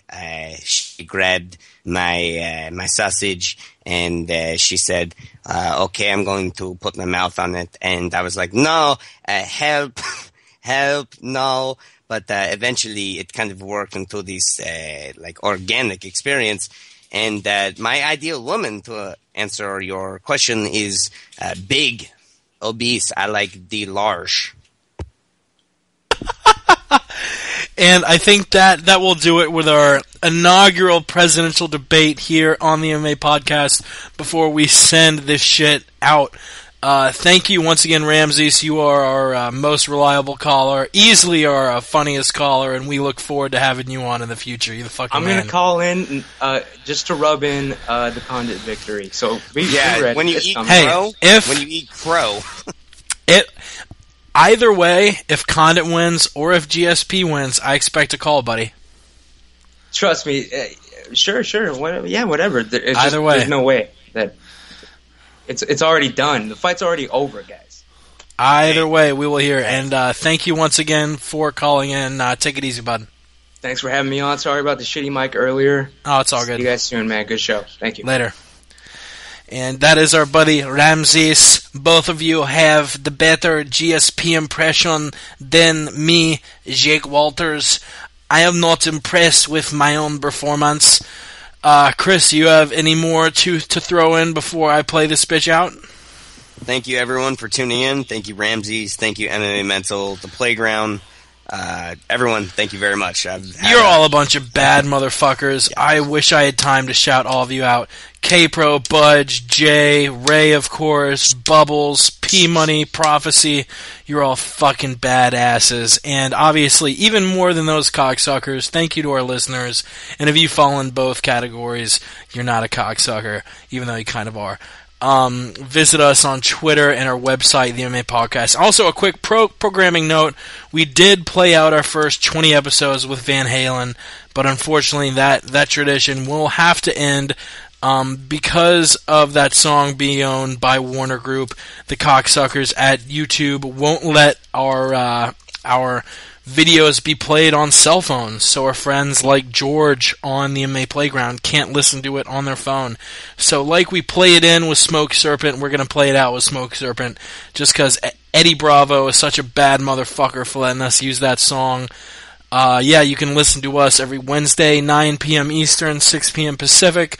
The roundtable is tomorrow night, and every Thursday, 7 p.m. Eastern, 4 p.m. Pacific. Future guests, I know we've said it forever. Definitely having Lenny Hart on next week. Henzo Gracie in the future. Joey Coco motherfucking Diaz, who I actually met personally this past week. Nate Corey, and obviously listen to our buddy Ramses' podcast. He's at the Aunt Jimmy Show. Listen to his podcast, Word on the Street. So without anything else to fucking mouth throw up, I don't know what the fucking word is. I like how here at the very end of the podcast, I'm mouth pooping on all of you. Listen tomorrow night to the MMA Roundtable with Patrick, Ray, and Dave. And until next week for the MMA Podcast, we gone. Taught the world to swing that double-edged sword. It works, fam. BJJ from GJJ, like Cool Herc gave birth to what your DJ plays. But despite the lineage, I will never be closed-minded. Refuse to see beyond the line, you go blind. Rocker travels the 10th planet, I flow free. I'm welcome on mini-mats, gi to no gi. Though my branch traces roots to the original tree. Roots sprouted from the original seed. Water with blood, sweat, and tears, spotlight with sunlight. That tree became a forest by like Tudo done right. Then Hoist dominated them all in one night. And hate song hasn't been beaten in one fight. Flow with the gold, in a hit on an holly note that took it